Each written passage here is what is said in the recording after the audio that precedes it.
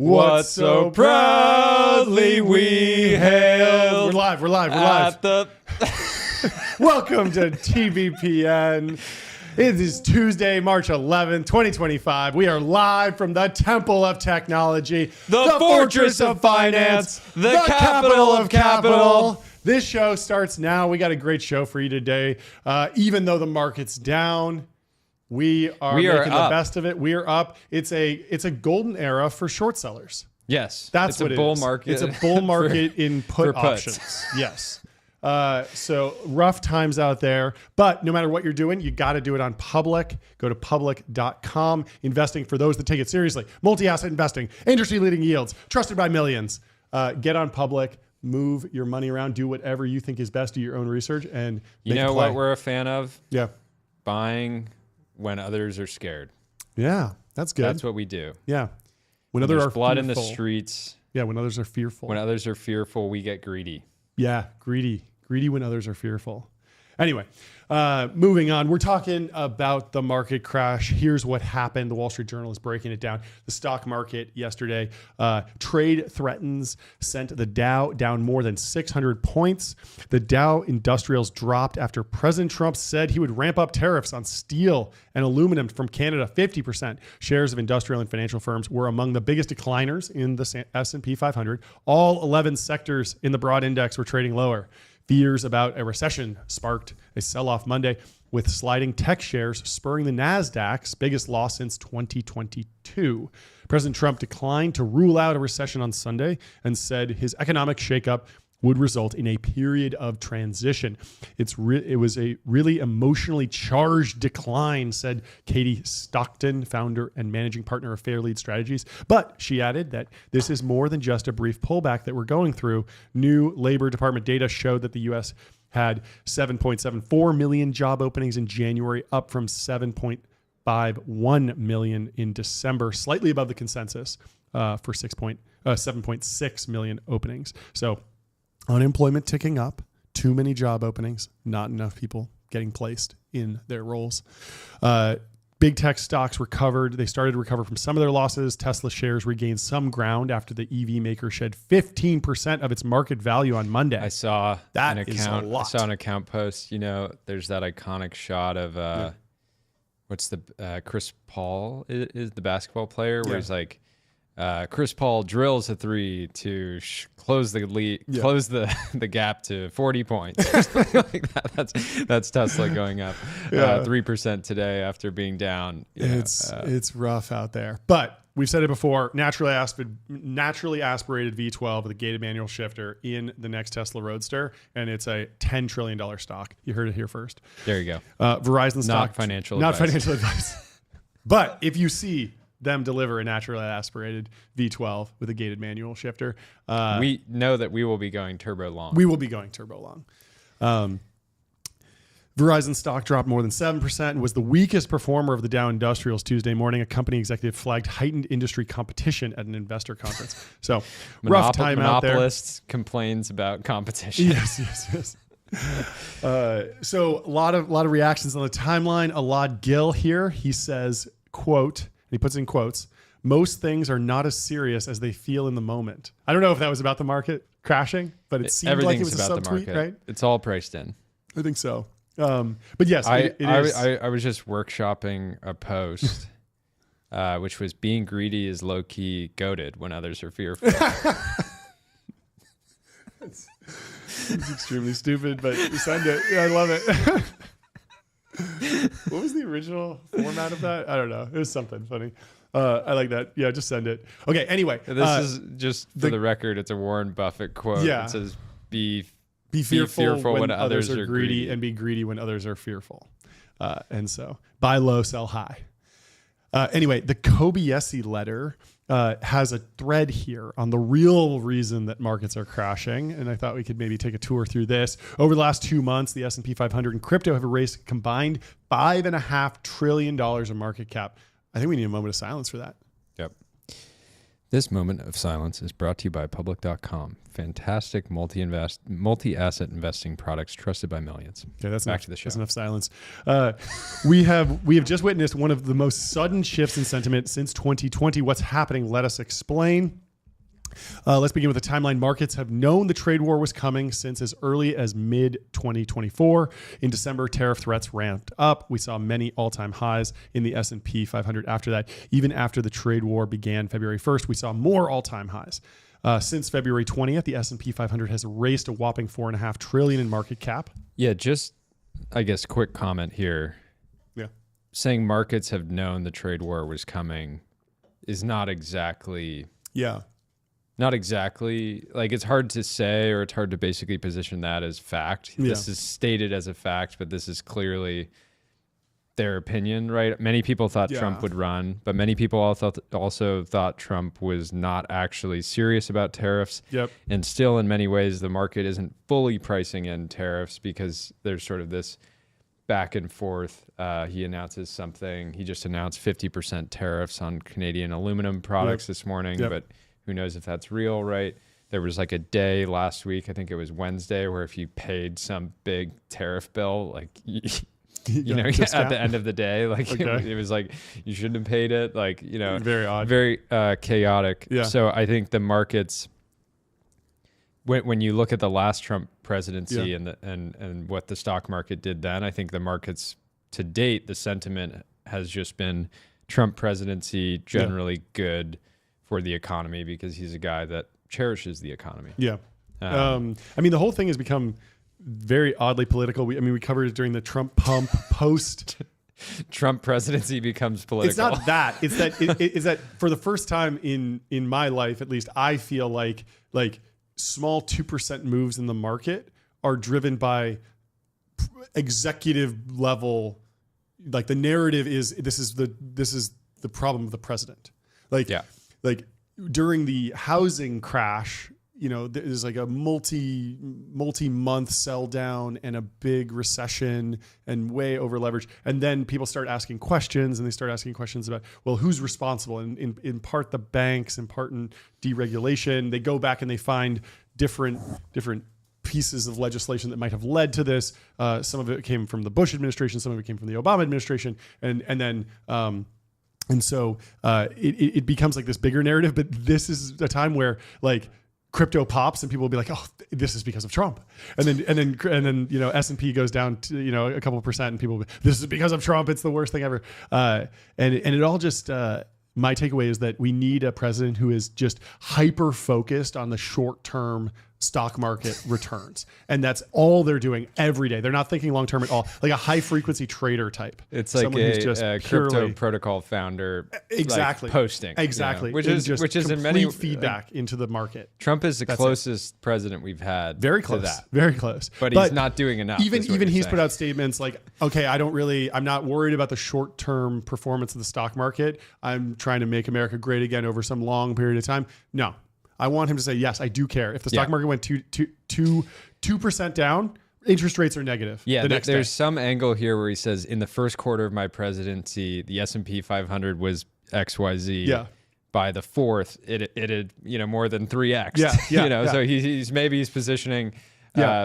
He's really playing the long game. Maybe the president should have some sort of, you know how Elon had that pay package that was like, if he can get the Tesla stock up to a certain amount, he gets more of it. He gets rewarded for high share prices. Is that effectively? Yeah. The president should have that, where like if the S&P goes up by a certain amount, then they get to stay in power longer. But if it drops, then they get fired, and then we get a new president, and we get new blood. Hyper financialized. It's already kind of like that, right? You see these senators that are just running up these crazy, basically operating hedge funds. And you know, the better they do in the public markets, the more they can invest into their campaigns, the more inside information they can get, the more they can be better investors. This is a great virtuous cycle, is what they call it. One hand washes the other. Yeah. That's what we're going for here. Yeah. All right, let's get back into this. Anyway, the Nasdaq is sadly just 8% away from entering a bear market for the first time since 2022. What changed so quickly? The Kobayashi letter is arguing the trade war is simply the scapegoat. The real reason behind the market's decline is a sudden shift in risk appetite. We've gone from extreme greed to extreme fear in a matter of days. Positioning was so polarized that we have swung in the complete opposite direction. And long Mag 7 is the most crowded trade. Everyone agrees that tech is great and the AI narrative, and so everyone's pumped into that. Where it gets even more interesting is that institutional capital exited before this decline in tech stocks. Heading into 2025, hedge fund exposure to Mag 7 stocks fell to a 22-month low. Let's take a look at the divergence between the NASDAQ and fund positioning. On February 9th, institutional investors built the largest Ethereum short position in history. This came as retail investors piled into crypto on the hopes of a U.S. strategic reserve. Crypto is down over $1 trillion. One institution went turbo long, and that was World Liberty Fi, which... ETH? Yeah. Oh, really? Yeah. There we go. What is it? Eric Trump was basically Ethereum bull posting, saying like, now, if it's my opinion, but now is a really good time to be stacking in there. Yeah. Unfortunately, another moment of silence. Well, not if they didn't sell yet, but they're down like hundreds of millions. There's whole not financial advice. I'm responsible. Yeah. You could get rid of that. A centralized blockchain that could do price fixing. would be cool. Step one is like permanently basically a set stable rates coin to negative 10%. And then the Fed funds rate needs to legally be negative 10% forever. Yeah. And then maybe permanently you could just legally mandate that the S&P grows at 10% a year forever. Yeah. Just set the prices. Yeah. There's something exactly. There. We should workshop this more. Maybe throw it into a blog post. Yeah. Crypto is even more supportive of our thesis. Take a look at the bullish crypto developments that have happened over the last 2 months. Even the US Bitcoin Reserve became a sell the news event. So what's changed in December? And to be clear, many people said Trump launching a token is so obviously the top because there's nothing, there's really nothing. The U.S. government can't launch a token, right? It would just be competing. I mean, nothing's off the table anymore, but competing with your own currency is every time someone said, "Oh, this is the end of the road for the craziness in crypto." They've been proven wrong. It very clearly felt like a massive, sort of dying breath of a bull market. And retail had just gotten hosed again and again and again throughout 2024. So all of the meme tokens. A lot of people wanted to blame it on Melania. Oh yeah, because it sort of pulled the wind out of Trump coin, and everybody felt like they were losing a bunch of money or were losing money. Yeah. But anyway, so they go to this Apollo risk list. Apollo was predicting a 90% chance of tariffs coming in 2025, while they were also predicting a 0% chance of a U.S. recession. Fear and greed indices in crypto and stocks have hit their lowest since the 2022 bear market this month. Last year, crypto saw extreme greed levels of 92 plus, but now it's at a polar opposite of 17. Sentiment is the ultimate driver of price in any market, regardless of fundamentals. When sentiment shifts so quickly, outflows hit record highs and cause flash crashes, as we have seen. How do you put the probability of a U.S. recession at 0% if you're Apollo? That is crazy. When the president is actively threatening massive trade wars and things that I think any Bucko Capital had a really good post, which was basically like, the president told me he was going to destroy the economy, so I listened and sold everything.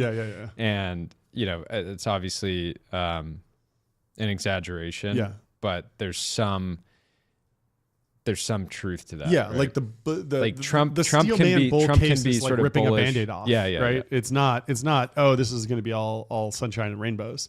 Although people were certainly talking like it was going to be.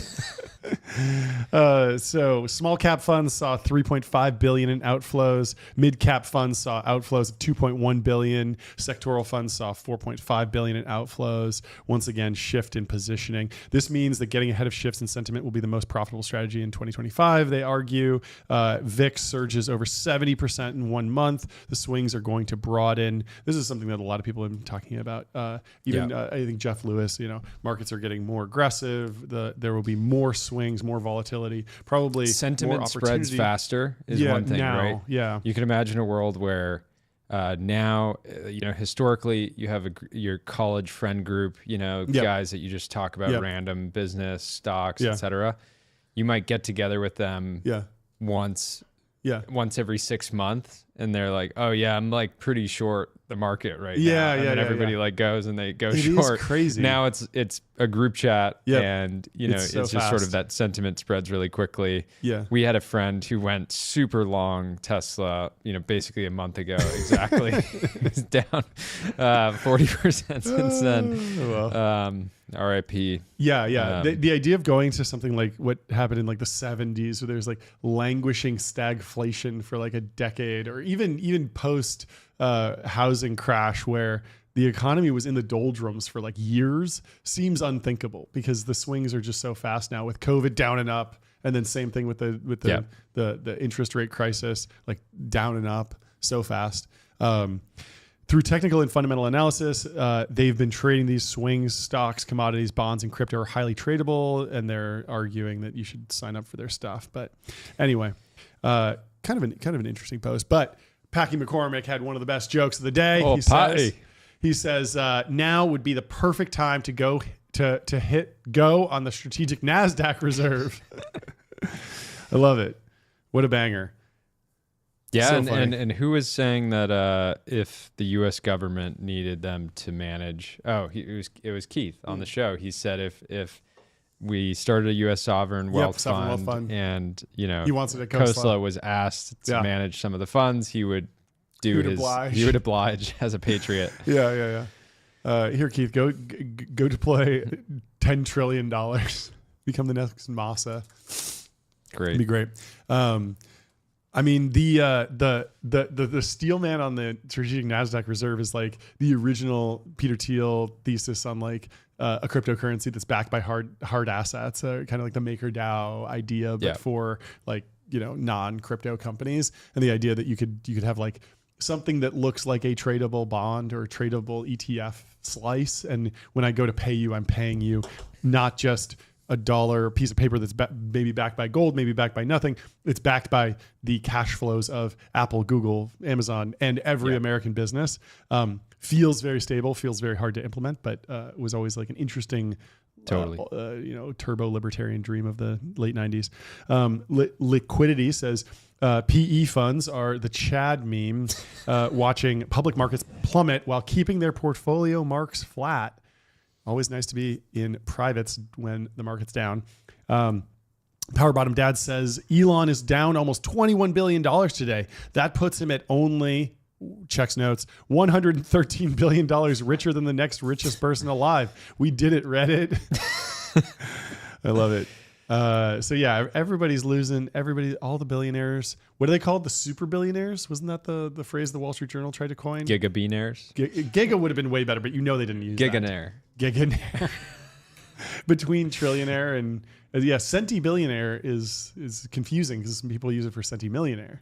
Yep. So it needs. I think giga is the right one. Giga billionaires over 100. Yeah. You heard it here first, folks. Garcia Capital says, I can tell the bottom is close because traders are starting to share Bible verses. I haven't seen this yet, but maybe I'm not following enough. I don't follow enough traders to really see this, but certainly sharing Warren Buffett quotes. Yes. Like he said, he's known for saying being greedy is low-key goated when others are fearful. Did you post that already? Yeah. That's great. And a lot of people were saying, now's a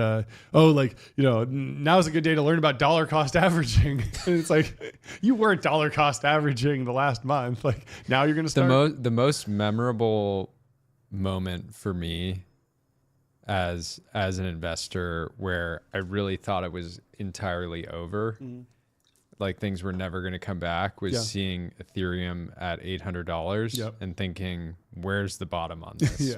Like, what is the, because with cryptocurrencies, like, there's some network value and activity and all that stuff and fees and stuff like that. But I was like, we got no cash flows here. And I don't know if this protocol is even going to exist in 2 years. With this was when FTX had collapsed. And there was just so much contagion, very dark. And then of course it was like right when I thought that was the absolute best time to buy. So what were the darkest moments? I remember the SVB crisis was pretty crazy. I remember like just looking at my phone like all night and just being like. And then the other one was the Sam Altman OpenAI drama over the weekend. That was like when he got fired and then back. That was like, wow, I can't believe this is happening. This is like history in the making. You were calling your secondaries broker, being like sell everything. No, that was less of like a shock to the market. But the SVB thing was clearly like, okay, like the market is bad, like rough. Anyway, if you're losing sleep over the markets, why don't you improve your sleep by getting an 8 Sleep? Go to 8sleep.com/TBPN. They're nights that fuel your best days. Turn any bed into the ultimate sleeping experience. It's fantastic. It's a fantastic product. We highly recommend it. Family loves it. What are you thinking? If we didn't have 8 Sleeps, our wives would be pissed. It'd be rough. They love them almost as much as we do. It's a cover that you put over your bed. And it automatically adjusts the temperature minute by minute, basically, to give you better, deeper sleep. I'm going to check my sleep score really quick. I put up mostly because I know phenomenal numbers. You got good numbers today? I know. You got good numbers? Let's see. I put up a 97. Ooh, I think you beat me. 94. But I'm back in the That's a good night for you. Yeah, it was a good You're getting dialed in. It was a good night. It was a weird, the last 30 days have been hectic. But it really is fantastic. People don't realize, like, you get into bed and you're typically hotter because you've just been moving around. And it cools you, and then it will raise the temperature throughout the night so that you wake up warm, ready to go. It is so crazy how fast you fall asleep and how fast you wake up with this thing. It's amazing. 8sleep.com/TBPN. There's a discount there if you use our code. Go check it out. Come compete with us. Yeah, send us your sleep scores. Anyway, let's move on to some historical analysis from the Wall Street Journal. They write today, Rolf Winkler writes, what the .com bust can tell us about today's AI boom. This week marks the 25th anniversary of the NASDAQ peak, but it wasn't. I just got to say, Rolf Winkler over at the Journal, this time it's different, buddy. This time it's different. No, we don't know yet. If it feels different because, you got companies like Cursor and, Windsurf doing, millions of dollars of revenue per month when their .com counterparties were doing, millions a year. Thousands. They were doing, we're in the high. You go back and you find all these like emails of them like being like, look at this chart. I went from $0 to $100,000 in revenue in 6 months. Of course I'm worth $10 billion. Of course. And everyone's like, I'm going to do it even faster. 0 to 100,000 in revenue. Then I go public. We have plumbing.com. That's worth at least $1 billion by itself. I mean, the multiple is all the difference here. Anyway, there's some good history in the Wall Street Journal today. 25 years ago this week, the NASDAQ composite hit its .com era peak after soaring more than 500% in 5 years. Imagine that ride. You're just sitting in the NASDAQ, 5Xing your money. Mary Meeker just going off. Its subsequent collapse was swift and brutal. Small investors lured by a promising new technology called the internet lost fortunes. The economy stumbled. High-flying companies like Pets.com, TheGlobe.com, and Webvan collapsed. Today, some investors are worried the same cycle might be playing out when it comes to artificial intelligence. Now, the interesting thing, I don't know about TheGlobe.com, but Webvan was basically Instacart. Very successful company now. Pets.com, Chewy.com, pet delivery stuff. $10 billion company for a while. I'm not sure exactly where it trades now, but big company. Lots of good ideas. MP3.com went public with just a domain, business plan, no revenue. Obviously, Spotify's a beast of a business now. So the story of the .com to me is not wrong ideas. Directionally correct, just bad timing, bad execution. Yeah. Today, some investors are worried the same cycle might be playing out when it comes to artificial intelligence. Even if that is the case, a big if, there's an important lesson for investors from the dot-com collapse. Ultimately, the early internet hype proved correct. It's easy to understand the fear and echo of the dot-com boom. Leading AI companies are valued in the tens or hundreds of billions of dollars, some of them with little prospect of generating meaningful sales. That's not, I don't know who exactly they're talking about. A lot of these companies have plenty of prospects for generating meaningful sales. There's obviously a ton of questions, but investors are racing to give the companies still more money at ever higher prices. We're having a founder on in 45 minutes that's putting up insane numbers in his first month. Yep. So they're buying AI chips to fill out new cavernous data centers. I like that term, cavernous data centers. Yet the dot-com boom and bust showed that big bets on ambitious technologies can pay off in the long run. The 5 most valuable listed companies globally, and 6 of the top 7 are tech companies from that era or ones that grew from seeds planted then. In other words, the dot-com bubble had elements of what some investors call good bubbles that fuel rapid adoption of revolutionary technology. I want to make a statement for the record that we have been pro-bubble. Pro-bubble. We were pro-bubble in the first episode of this show. Yes. And we're going to be pro-bubble in the last. Yes. And we're certainly not going to fold now that Tesla's down 40% a month. Yeah. It's going to take a lot more than that. Yeah. So the journal's separating out the idea of good bubbles versus bad bubbles, which I think it's a good distinction to make. Bad bubbles are things where people speculate on assets that don't make the economy more productive. Tulip bulbs, beanie babies, houses in the Arizona desert. Boom to bust, and they have some charts here. It's very difficult to be a radical innovator, says Carlota Perez, author of Technological Revolutions in Financial Capital, The Dynamics of Bubbles and Golden Ages. To create a world that doesn't exist, such innovators convince suppliers, workers, and financiers that they should march simultaneously toward an imagined future of clamoring consumers. While people race to cash in, ideas are tried and infrastructure is built. Many fail who nevertheless lay important groundwork. Famously, the fiber optic lines of 2000 were the equivalent to the electrical grids of the early 1900s, the railroad tracks of the 1800s, the canals of the late 1700s, says Perez. Busts followed those booms, yet the networks fertilized new markets. And so, even if we build these massive data centers, we don't know what to do with them. Eventually, we'll figure it out, which is why this is potentially, even if it is a bubble, it's a good bubble. We love bubbles. AI innovators are making their own gargantuan capital investments, primarily in specialized semiconductors known as graphics processing units, GPUs, made by NVIDIA. Today, NVIDIA is the most valuable company in the world, or among them, with a market cap of $2.7 trillion. The question of whether those investments will lead to productivity advantages that power the economy or elements of a good bubble. The jury will be out for some time, but there are tangible advances already. Search is smarter. AI bots can write software code, cover letters, and more. AI agents are booking flights, filing taxes, scheduling meetings, and acting as smart assistants that could boost productivity in years to come. Not that there won't be losers. Some AI companies are already melting down. Sequoia Capital's David Kahn has written of the massive revenue hole that AI companies need to fill to justify their data center spending, which could lead to a speculative shakeout. Yet he's optimistic. That's a great article, by the way. Oh yeah, it's probably worth revisiting at some point. The massive revenue hole is the one the journal linked to. Yeah, it's basically this idea of like if you're spending. I mean, it's a simple idea. No, it makes sense. You're spending all this money, you have to actually make it back at some point. Yeah. But I mean, as we say, 99% of AI companies quit right before they close the massive revenue hole. Yes. Before they hit it. Many have said that. Yeah. Yet he's optimistic that a huge amount of economic value will be created, as am I. To distinguish bad bubbles from good bubbles, look at the assets the people are betting on, says Bill Janeway, former vice chairman of Warburg Pincus, who has studied speculative eras. The world banking system collapsed in 2008 when people couldn't afford, were financed with risky mortgages sliced into highly leveraged securities. I didn't just study speculative eras, John. I participated in them.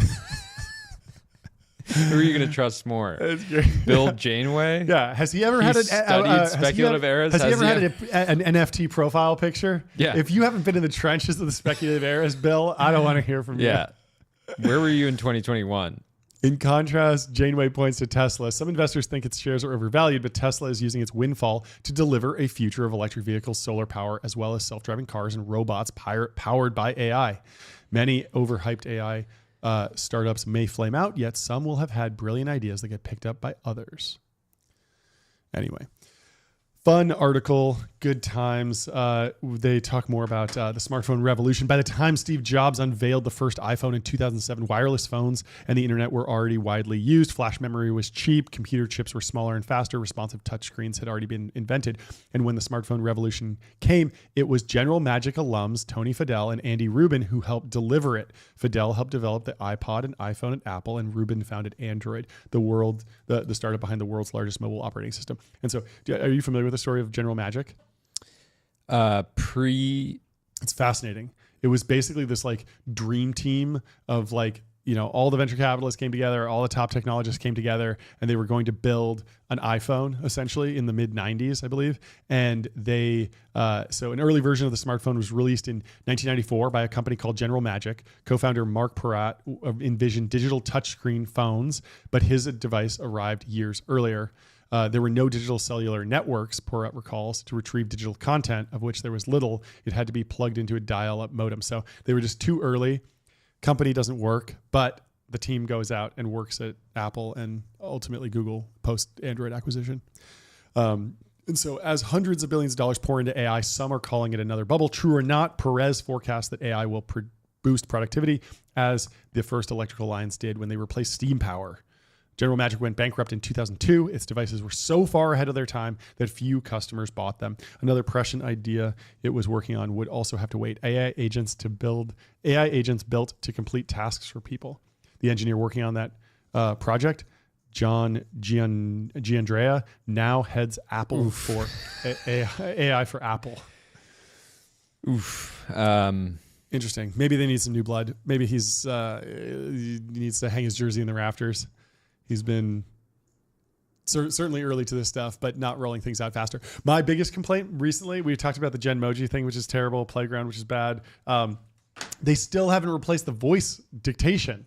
Like I'm used to decent voice dictation now. Yeah, you use it a lot. I use it a lot for ChatGPT. I go to ChatGPT and I click the voice thing, and it records it and it nails it every single time, no matter what. And then every once in a while, I'll accidentally hit the button on the Apple keyboard, and it's just terrible. And it's like, Apple, that's not a security thing. It's not some crazy. It's so easy to implement Whisper. It's like there's open source frameworks. There's like you can buy a company. There's a million ways to just upgrade that and just make the existing stuff better.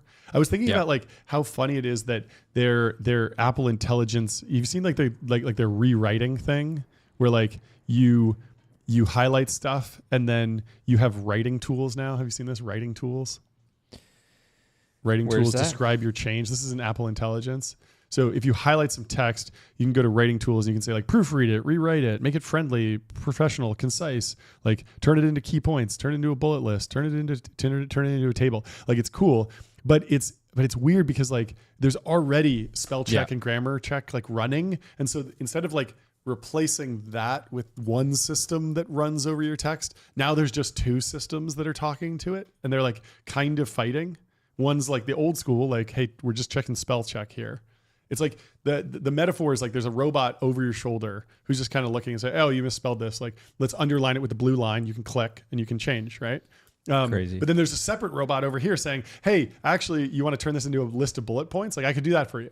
And it's like, I kind of just want one system that I'm interacting with that I'm like really comfortable with instead of like, when I want this problem, I go over here. It's very like fragmented.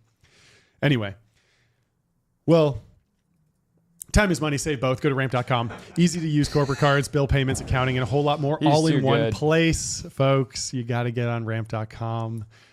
We launched our season 2 of the show, our version 2 today. We are now officially supported by Ramp, presented by Ramp. And we had talked about Ramp, but we had never shown a handshake little hints on that we were in partnership with them, little teasers, but we never actually really told everyone that we were partnered up. We had never had a shot of us me grabbing a briefcase out of an unmarked black van and pulling it into a yellow Ferrari and driving away. But now that's we have that. really Now what it's makes clear. it sort of official. Now it's clear that we're in the great car too. Yeah. Underrated. We're in the pocket of big ramp. Yeah. Big ramp. Big ramp. It's a great. lot of people have been talking about the potential monopoly, positioning of ramp and big ramp. Yep. But we're conflicted out of that. We are. Anyway, let's move on to another big deal. OpenAI signs a $12 billion deal with CoreWeave. They'll get an equity stake. CoreWeave, an NVIDIA-backed cloud provider, which we talked about on the show last week. They're filing to go public. We had Nick Carter, one of the first angel investors in the company, on the show, which is very cool. They just signed a 5-year deal to rent AI servers to OpenAI, according to a Reuters report. As part of the cloud deal, OpenAI will also get a stake in CoreWeave, expected to be worth around $350 million when the company goes public. Now, CoreWeave already has a big partnership with Microsoft, and they've signed deals to spend more than $10 billion renting AI servers through 2030. And so this is the Satya Nadella. I own. I also like to lease. I like to rent. I like to do everything. I'm a CoreWeave customer. It all just depends on what the flavor of the week is for me. I'm good for my $85 billion. So I have another article pulled up here. In 2024, Microsoft accounted for 62% of CoreWeave's revenue, which is wild. Wow. That's one of the main things that people are kind of hounding on in the S1 is revenue concentration. Yeah. Are they too concentrated? Because if Microsoft says, hey, we're out, then the company's worth what, a 10th or something, or 5th? We'll see. Yeah. Yeah. And so in many ways, OpenAI could have continued to access CoreWeave's underlying products through Microsoft. Yep. But now they're not. Now they're becoming their own company. They're leaving the nest, spreading their wings. Yep. Becoming all grown up. Yeah. They're even going. You do have to profit. you got to credit Satya and Sam for publicly, right after everybody was like, "Oh, they're beefing. They're not on the same team anymore." They like went and took a picture together. This is recent? This was probably 3 months ago at this point. Cool. But jersey we see swap through or it. no? No jersey swap. Okay. Well, so it just barely counts. Yeah, barely counts. You got to do the jersey swap if you're serious about, healing wounds. Exactly. Zuck and Jensen seem like they're just really aligned. They're not playing in each other's backyards at all. It's like pure customer. NVIDIA's never going to build a... Doesn't Meta have a chip? They're like talking about it, but it's clear there's clearly still a huge NVIDIA buyer. NVIDIA's not trying to do any... NVIDIA does have a cloud offering. So with the other hyperscalers, they're in some competition sometimes. I think today actually Meta announced that they're testing a new AI chip with TSMC. So you were correct that they were respectfully just letting each other do their own thing, but now Zuck is kind of doing the same thing. Was there a Morris Chang Zuck jersey swap? Maybe that should be the thing. I'm guessing they must have. Even if there's no photo, they probably did it. Jersey swap. The Financial Times reported. They just say they're testing it. So. Okay. The Financial Times reported that Microsoft cut back on some planned spending with CoreWeave due to delivery issues and missed deadlines. CoreWeave denied the report and said there have been no contract cancellations or walking away from commitments. And so that's the story of OpenAI and CoreWeave. And I feel like this IPO is going to be pretty crazy because there's all these deals that are going to get papered like right before, and the future revenues and cash flows and contracts of these businesses, like the entire AI industry is kind of deciding like hey, like we're going to spend the base case is like 250 billion in CapEx in 1 year, right? Yeah. And so like, where does that pie get sliced up? And so if you're CoreWeave and a couple $1 billion will materially move your, market cap, then you're going to do a deal with OpenAI for $12 billion over the timing is very convenient and with their give IPO. Stock away and stuff. Yeah. So there's all these kind of like one hand washes the other type deals. Yeah. Love to see it. They're, just to reiterate, so CoreWeave, OpenAI is doing this deal, but then CoreWeave is passing them back $350 million in stock. Yeah. And it's very conveniently timed with CoreWeave's IPO, where the number one risk factor, like you said, is that the revenue concentration with Microsoft. Yeah, I feel so people will. My sense is that analysts will switch from revenue concentration, which is still going to be a focal point, to, okay, you have less concentration going forward, but OpenAI is losing all this money, and it's not the most reliable customer, and then they're going to still continue to have to fight a similar fight. I do like this trend of, if you spend a lot of money with a company, you get equity in it. I feel like with how much you spend at Erewhon, they should give you a slice. They should cut you in. They should give you some equity. You're telling me. I go to their customer support daily. Cold email. Hey, here's how much I spent in the last week. Cut me in. Think about a little pre-IPO. Little pre-IPO slice. Slice me off some equity. I don't even need the shares. Just let me get an allocation. Let me get an allocation into Erewhon. I mean, LVMH should cut us in with all the Dom we're buying too. Yeah. Every company, if you're a good customer, let us get a taste. Anyway. Exactly. Speaking of stuff you can buy at Erewhon, there's a tour of food and drink startups in the information today, taking through some D2C, some consumer, some CPG brands. I thought this was kind of interesting. Strategic acquirers are starved for growth. They're cash rich and they need to innovate, says John Levert, a managing director for consumer retail at investment bank Solomon Partners. The most conflicted possible position. The guy who wants to sell all the upstart consumer brands for the most amount of money to the strategics. They have to do this. Conglomerates like Coca-Cola, PepsiCo, and Mars have guys have so much cash. You got to innovate. Why not buy? You got to do it. Why not buy some of my brand? Some of my clients? So they've long used acquisitions to add trendier brands popular with new sets of shoppers. And over the past few years, new food and drink brands have been able to grow sales quicker than ever, using social media to reach shoppers cheaply and leaning into viral health and wellness trends. Still, big acquirers will likely be selective. To be a good candidate for an acquisition, brands need to have over $100 million in annual sales and gross margins of between 30 and 50%, Levert said. They should be nicely profitable on EBITDA. And if they're growing quickly, buyers typically are okay with a lower EBITDA. Some potential sellers are holding off on seeking buyers until later this year amid uncertainty around the impact of tariffs and supply chain disruptions. Selling or offloading a big stake to private equity firms could be another alternative for brands that aren't able to find a strategic buyer. And so here are the 8 food and beverage startups that might get acquired in the next year or two. Bonza. They've raised $31 million. They were founded in 2014. It's garbanzo bean based pasta. Cool. I used to eat a lot of this. Yeah. I still have it from time to time. It's pretty good. Is the pitch lower carb than pasta? No, it's just no gluten. Oh, no gluten, gluten-free. Okay. And sort of high protein. Yeah. In 2014, when they launched, this was ultra trendy, as they say. More recently, it has added products including high-protein waffles. They raised $20 million in 2019 from investors, including private equity firm Prelude Growth Partners and Danny Mayer's investment firm. Yeah. Smart. They sell their products in 23,000 locations.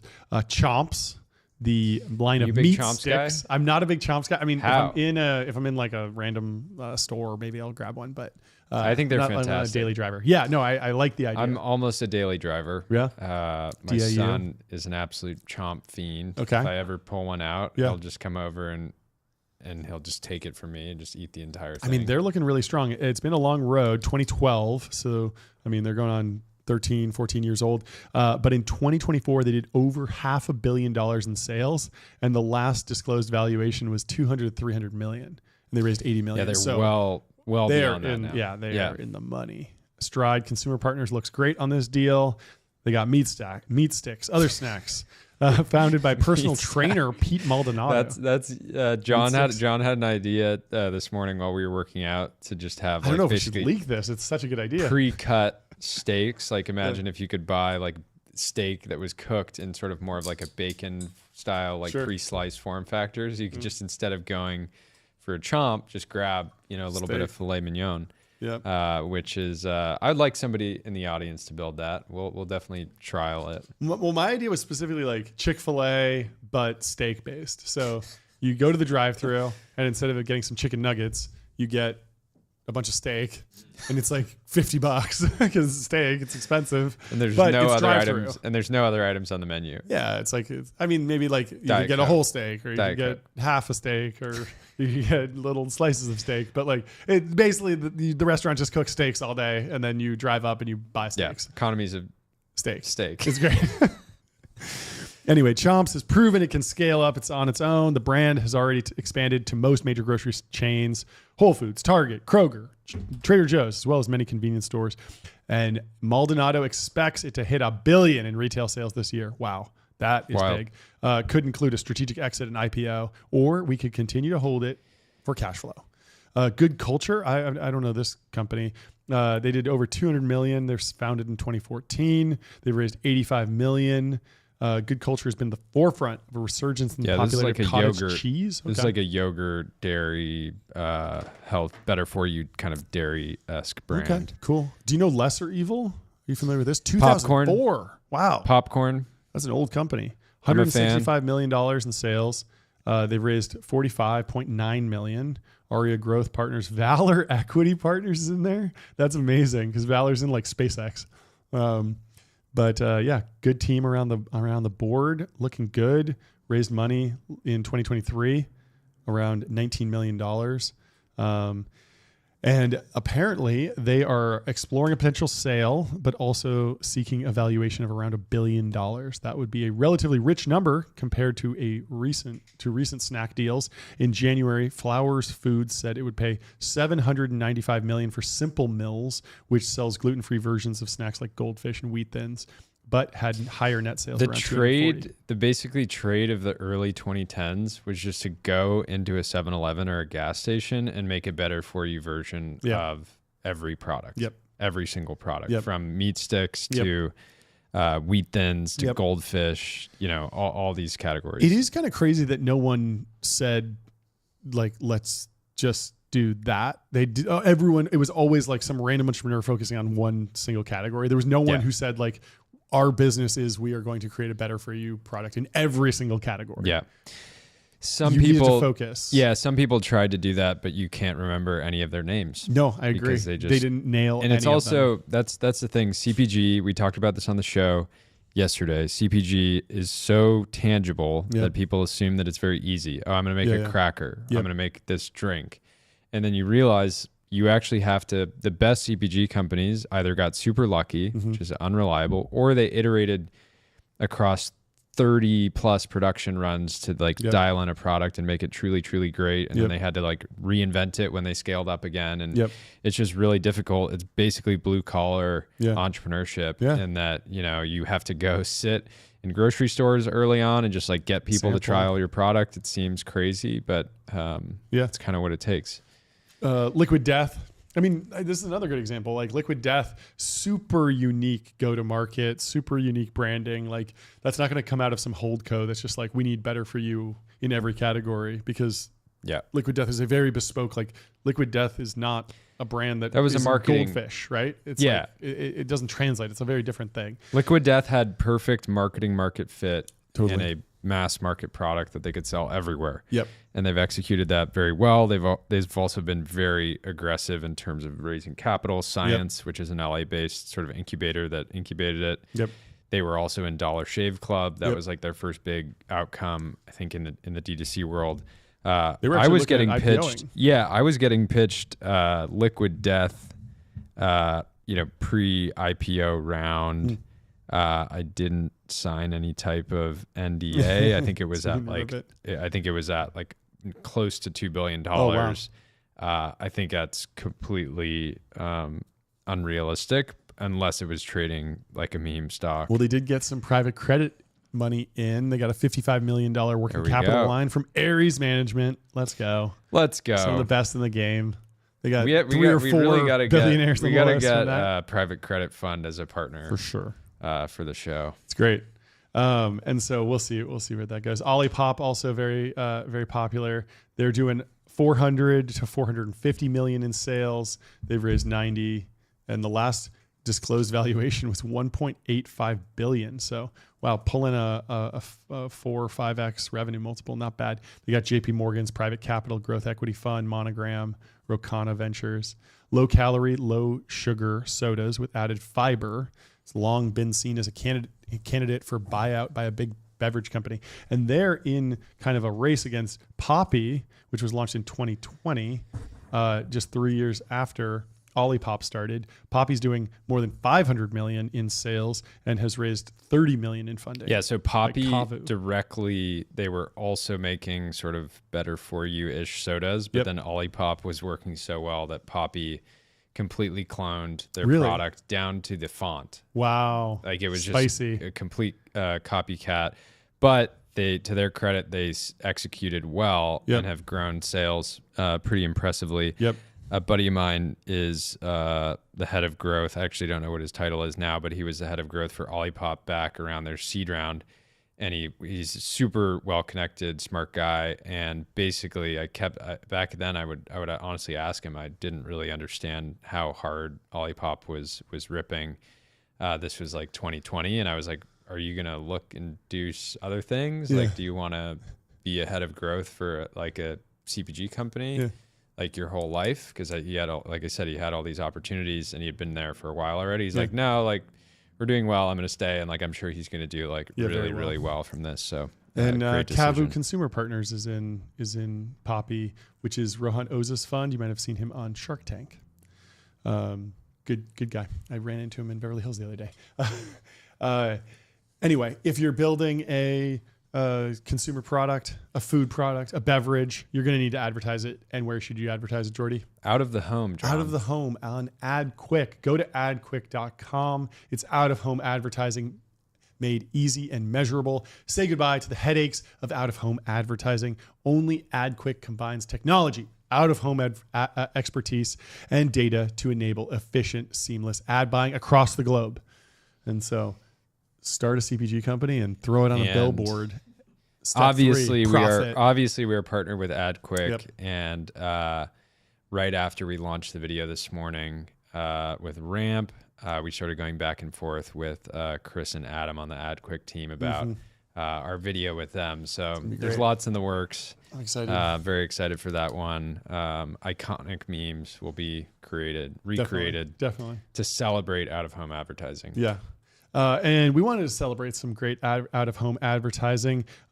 Durin put up a billboard that says, you can't have rocket science without rock science. Durin's a new mining company. Very cool. And Jackson Moses here says, ads that go hard. I love it. Right outside the SpaceX headquarters. So beautiful billboard. Time to mine. We love some billboards out That's here. actually insane alpha that you can get a billboard right in front of SpaceX. And then just take the photo and SpaceX is right there. It's really good. Anyway, we got to move on. We got 15 minutes till our first guest is joining. Have you seen Meghan Markle's new Netflix show, Jordy? I haven't, but everybody's been saying the show is one of a kind. It's the best ever. Nobody's ever made it. I don't know about the second part. It's definitely one of a kind. But I don't know. People are saying it might be the show of the year. Well, I don't know. I'm not really equipped to judge this. I don't want to watch a lot of cooking shows, but I watched like 5 minutes of it and it was atrocious. Oh, it was really, really rough. Really, really rough. Ouch. But, you know, me dragging it is nothing compared to what The Economist did. It was one of the roughest articles. I was laughing out loud, and so I want to read some of it here because The Economist is one of those journalism outfits that has just an incredible command over the English language and can body someone in the most basically pseudonymously, or not pseudonymously, basically anonymously. Yeah, it's an anonymous writer, and it's hilarious. So I'll read some of this. One scene is magical, another is so pretty, another delightful. Welcome to With Love with Meghan Markle's new cookery and lifestyle show in which she smiles at things in Montecito. In episode 1, she smiles at raspberries on a cake. In another episode, she smiles at hydrangeas. She also smiles at bees, whose hives she keeps on her property. Quote, "When I think of honey, I think of bees," she says, in one of the many insights with which the show brims. Just like Wow. When I think of honey, I think of bees. Just like these are the type of insights you're getting from this show. There have been doubts about whether Netflix was right. We talked about bees and honey on this show before. We did. And John didn't believe that. She's more of an expert than I am. John didn't believe that bees ate their own honey. They do. Turns out they do. They do. There have been doubts about whether Netflix was right to fork out a reported $100 million in a deal with Miss Markle and her husband Prince Harry for this show and other content. Such doubts must now be dispelled. However, Miss Markle is not just smiling. She's on a mission. As she explains, she wishes to share some little tips and tricks for entertaining friends and elevating one's life, such as perhaps make sure to little tips and tricks, such as perhaps make sure to marry a member of the British royal family. Wow. We've been saying this. We've been saying marry this. into royalty. Yes. Hot tip. That tends to help to no end. Or ensure you get Netflix to pay you a vast sum to show off an immense property, complete with a vegetable garden, beehives, and chickens to lay fresh eggs. That helps too. This new 8-episode Netflix show released on March 4th is more or less Martha Stewart for the 0.01%, but aimed at the other 99.99%.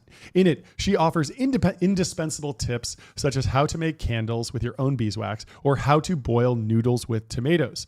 Apparently, first you put the noodles in a pan, then you put in water, then you take off the lid, then the water will evaporate, then they are done. At last, everyone had been wondering. Destroyed. Like it's just, this is such good, right? I love it so much. It's just so funny. Anyway, it's a lot of fun. Go read the article. Created a lot of fans. Over the last decade. Miss Markle says that she is not in the pursuit of perfection, but in the pursuit of joy. This is charming, if not precisely the wording that some inside the palace use. Their descriptions of her tend to go a little heavier on words like abrasive, bullying, difficult, and rude. But then perhaps those palace workers did not stop to smell and smile at the hydrangeas.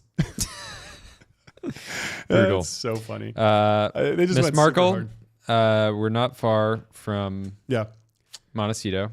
We'll come up. We will stay We'll at a show Wander. you how we drink Dom. Yeah. Proper etiquette if you're celebrating a podcast milestone. Yes. She had a podcast on Spotify. Big deal. And I heard through the grapevine that her one request was that there was, quote unquote, no homework. No way. Yeah. She just wanted to show up and do it. I mean, this is unsubstantiated rumor, but the rumor was that at a certain point, she wasn't. David Senra will love this. We got to send this clip to him. She wasn't even doing the interviews. So imagine it's like we're gonna have someone on. We're gonna have like an assistant ask them the questions, record their answers, and then I will come in once a month and record all the questions. So I come in and I say, Barack Obama, what was it like being president? Tony Blair, what was it like being prime minister? And then I come in and say, whoever else like is on this week, Martha Stewart, what's your favorite recipe? I come in, I record those lines, and then they cut it together with the answers where that person got interviewed by someone else. Insane. It's like the lowest effort podcasting. And that's why he's no longer a podcaster. That's crazy. David Senra rolling over, just ripping his hair out, thinking about the lowest effort podcasting you could possibly do. Brutal. Anyway, my main takeaway from the show is that Montecito is beautiful. We should spend more time there. And there's no better way to do that than on Wander. That's right. Find your happy place. Find your happy place. Go to wander.com. Book a Wander with inspiring views, hotel-grade amenities, dreamy beds, top-tier cleaning, and 24/7 concierge service. It's a vacation home, but better. Jordy, do you have a code for folks at home? I got a code for us. It's wander.com/TBPN. You can use the code TBPN to get a discount if you're booking a trip, and just by creating an account, you can get entered into a giveaway that they're just doing for TBPN listeners. Very cool. So you're only competing with other brothers, which is kind of a win-win situation. So either you win a free trip or another one of your brothers wins. So there's zero downside. Fantastic. Enter now and take a crack at it. I love it. Let's do some timeline. We have 10 minutes until our first guest. And I want to kick off with a post from Bezel. We're going back to back with the advertisements today, but this is a great post.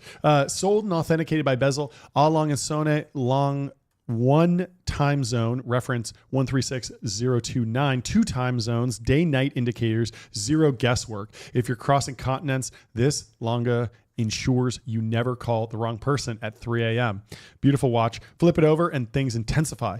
Its manually wound L141.1 movement is pure German engineering flex, visible through a sapphire caseback, hand-engraved balance cock, 72-hour power reserve. You hesitated there slightly because that sounds vulgar, but it's just that's just watch what it's called. Terminology. 72-hour power reserve and enough finishing to make any watch nerd emotional. Fancy a Longa of your own. Good taste. Better news, we've got more. Hit the link in bio to shop Bezel's full selection. This is screaming Zuck to me. I think you might have snapped this up. You might have. Yeah. Obviously, they have a lot of private clients they can't share. Yeah. But this seems like up his alley. Anyway, go to getbezel.com, shop over 23,500 luxury watches, fully authenticated in-house by Bezel's team of experts. Download the app, scroll, and have fun. Should we move on to Lulu? I just got to say, when we do our Bezel partnership video, multiple watches, we need a shot of both of us. All the watches, just wearing watches all the way up to the shoulders. We got to get the Graph Diamonds hallucination. Yeah, get one of those going. Couple Pateks. Yeah, how much would it cost to just get a Graph Diamonds hallucination for? Depends on what the market's 2 doing. minutes. You buy it and then you sell it at a higher price. You made money. That's smart. Yeah, look at you. It's possible. Course coming soon. Course coming soon. Coogan's code. Anyway, Lulu Maservi posts. Just went to the DMV. They've replaced the take a number ticket dispenser with a person at a booth, and you get a ticket. You have to line, and to get a ticket, you have to line up. And when it's your turn, ask the person to give you a ticket. This is so funny. The AI DMV, mogging computers and artificial intelligence. I mean, when Midjourney came out and everyone was like, "Oh, this is going to destroy artists," I was like, "There's still courtroom illustrators who draw pictures of SBF sitting there." And we have cameras. They could just take a photo. Yeah. And yet somehow that job did not get destroyed by technology. And so there are plenty of jobs that are super resistant. I didn't understand third-party DMV services until I was probably 22. Mm-hmm. Break those down. Well, pretty much there's only a handful of things that you need to actually go to the DMV for. Yeah. And then the vast majority of them you can pay a third-party DMV $50 to do it with just over text, and they just send it to you. It's great. I bought a car recently, and the title got registered under my name, but then the title never got sent to me. And I just texted my DMV person, and they're like, "Oh yeah, just send me $100 and it'll be there in 2 weeks." That's great. And I don't have to touch it at all. So huge alpha. My dad was a very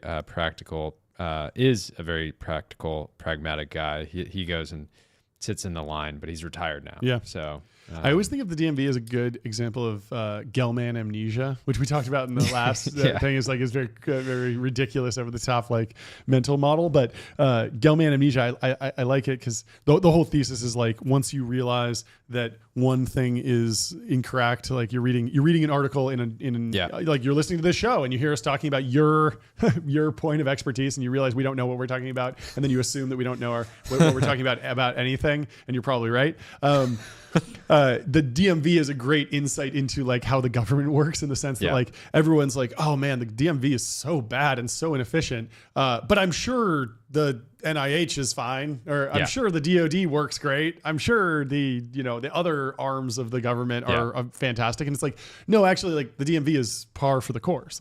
Your experience with the DMV is the exact same experience you'll have doing business with the FDA, doing business with the DoD, doing business with any arm of the government. It's kind of all the same. But the DMV is the one that the average citizen interfaces with the most. Yeah. And so anyway, big news. Robinson Helicopter Company has released a new helicopter. We've been waiting for this. They haven't released a new helicopter for a very long time. The R88 reveal trailer is now available to watch on YouTube. Go check it out. Very cool video. Can we pull it up? We wanted flying cars. We got new helicopters from Robinson Helicopter Company. We wanted flying cars. We already had helicopters. I mean, really, just skill issue. Why don't we just put wheels on the helicopters? Yes. It seems pretty easy to do. Yeah. With little electric motors in each wheel. Yeah. It'd be fine. Probably get up to like 30, 40. I really, Check it out. if you, can you play this? Yeah, 1 second. Let's see. Yeah, I mean, I really feel like the whole flying car thing, a lot of those companies, like we were talking about Kitty Hawk, the Google founders had trouble. They couldn't get through all the regulatory. It'd be very interesting to see someone try and take like a much more iterative approach and just take a helicopter, modify it, and do just the minimum. I mean, this is what we saw with the Sea Glider thing, where you got to find the regulatory hack. Anyway, Aussie Hex says, nice machine. I like it. Nice machine. Just 53 views, just showing up. I mean, the Robinson Helicopter Company, they have a check mark, so they are verified on X, but they still posted a link, got 3,000 views. Fortunately, we're featuring it here. We'll try and get you some amplification. And send us more footage, Robinson. We'll check it out. We'll review it on the show. Yeah, we got to give them a masterclass in the vibe reel. Yes, exactly. This should have been native. You should have posted it native. Could have had a banger. Could have had a banger. Could have gone viral. I don't know how we're doing on this, but let's see who we got. Okay. We got a bunch of stuff here. Let's move on to Jack Rains. Let's do it. Jack Rains went on the Ad Quick podcast. We love Ad Quick. We love Jack. Let's go. Very funny. He was previously joking that OnlyFans is the best way to get your message out, but now he's advocating for LinkedIn.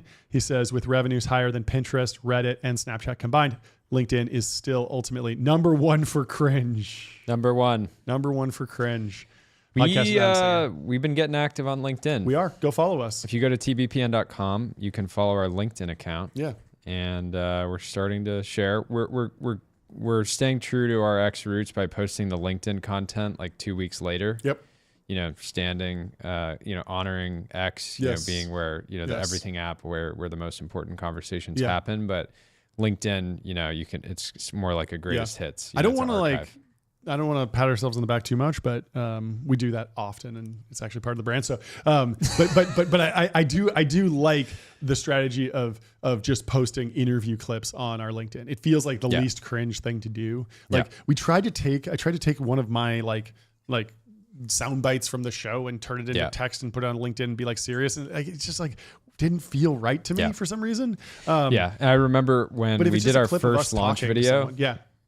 The thing LinkedIn doesn't understand is humor and satire. So we did our first launch video, and people's reaction when they would talk to me about it is they were like, super cool video, dude. Like, looked very serious. It's like, no, and everyone on X got it. Everyone on X got it. It was ironic. Anyway, let's get away from the irony, get away from the jokes. We have to talk about this story. This has been shaking up tech. Lamborghini just announced a $5,000 baby stroller.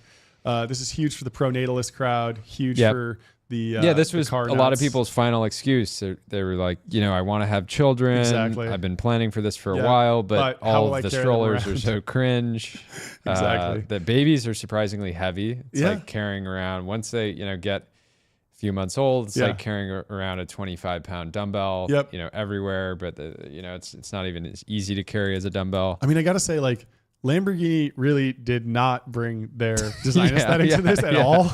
It's super disappointing. It just looks like a normal stroller to me. The only thing is maybe it feels super like something I don't like about strollers is because they're made of a lot of plastic.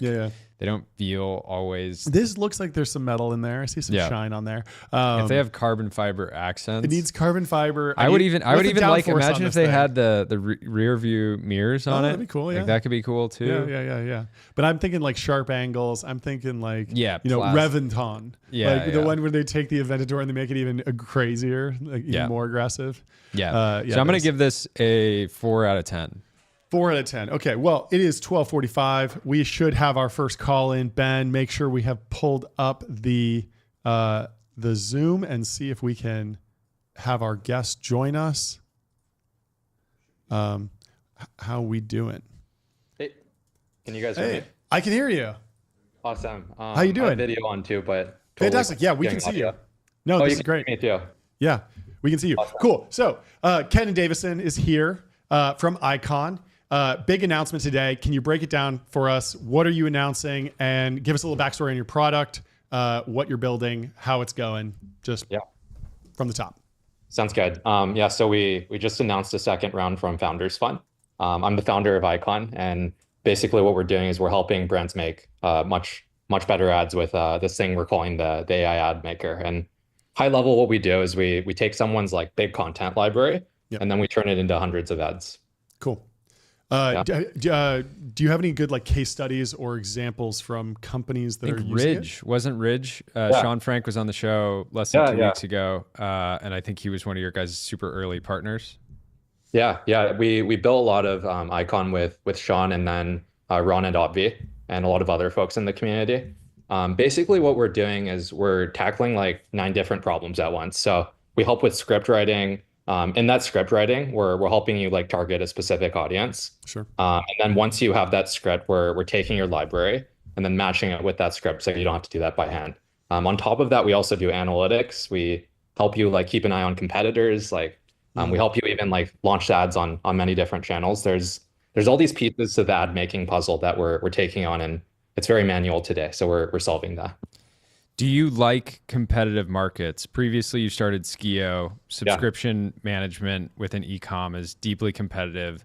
I'm actually a co-founder of this company, Rora, and Rora was running on some other subscription management platform, but I actually messaged the CEO just before this, Brian Keller, and he said, we're switching over. Skio is just a far superior platform than the others. Let's go. So great review for Skio. Yeah. But my big question is you clearly love competition, because to go into subscription management, dominate, and then come in and do Icon, which is a very obvious idea, and many people are trying to tackle it, but it's very difficult to do well. Is competition something that you're sort of seeking out in some way because you just know you can do it better? Yeah, definitely. As you said, Skio was a really competitive space. There's at least 10 subscription apps, and we tackled it with one, like a really like engineering first culture, but 2, also just like a really like playful personality. I think we really like try to be real with our customer rather than corporate, and I think that resonates really well with the community. And we're bringing a similar approach to Icon. We're working 7 days a week. We're really like pouring our heart into this, and I think it resonates really well with the type of customer we're going for. Can you break down in terms of where AI lives within the ad stack? There's so many places, from generate a script, generate an AI voiceover, generate a deep fake of a UGC customer or even the CEO or something like that, to AI assembly and picking which clips go where. A lot of these could be done programmatically or deterministically. A lot of them could be done with AI approaches. What do you see working well? Where's the highest leverage point to inject AI? Yeah, so I think a really common mistake is thinking AI is just going to generate the ad, and then you're not going to have to do anything at all. Yeah. Really, the way I see us is basically cursor for ads, where we're trying to like take the editor, the creative strategist, anyone involved in the ad making process, and just make them a lot faster, like remove the work they don't want to do, right? So with the script writing previously, right? I'm sure everyone knows this, but you can get some writer's block when you're trying to like pump out 100 ads a week, right? So one of the things we're doing is we're looking at your previously ran ads. We're looking at trending like concepts on the internet, and then we're like doing all of that behind the scenes and helping you steer that. Like you're able to write in first or third person. You're able to like say, don't make a medical claim or something. Like really, it's up to the user, and as a result, you're just a lot quicker. Is there some sort of concept of like temperature? I remember in like the early GPTs, like you could kind of turn up the temperature and get a little bit crazier, because I feel like I could immediately imagine any of the LLMs kind of just like paraphrasing the same value prop again and again and again. But maybe some of the value is actually, hey, let's think of new ideas that then we can test, and that's where like the real alpha is going to come. Hey, we never thought to make this type of claim. It's not a medical claim. We didn't cross any lines, but we never really knew that was what the customer wanted. Do you have some sort of a way to dial that in? Yeah. So you're able to use our thing called AdGPT, very similar to ChatGPT, but for ads. And the key thing with it is you can really like just steer it in the direction you want to go. There are people who want like 100 permutations of their winning ad. That's a really common use case. We also have people who want to like just like do 100 different concepts at once, right? So it's really like pick your own adventure sort of thing, and we just help you do that a lot quicker. Got it. Jordy? I have a question. So for the last 5 years, the meta on the Meta ads platform has just been, Meta's really good at like finding you the right customers, so you should focus on creative. That's part of the opportunity that you have with Icon. Is there a world, do you imagine a future where Meta tries to almost like move up the stack and get into the area that you're in?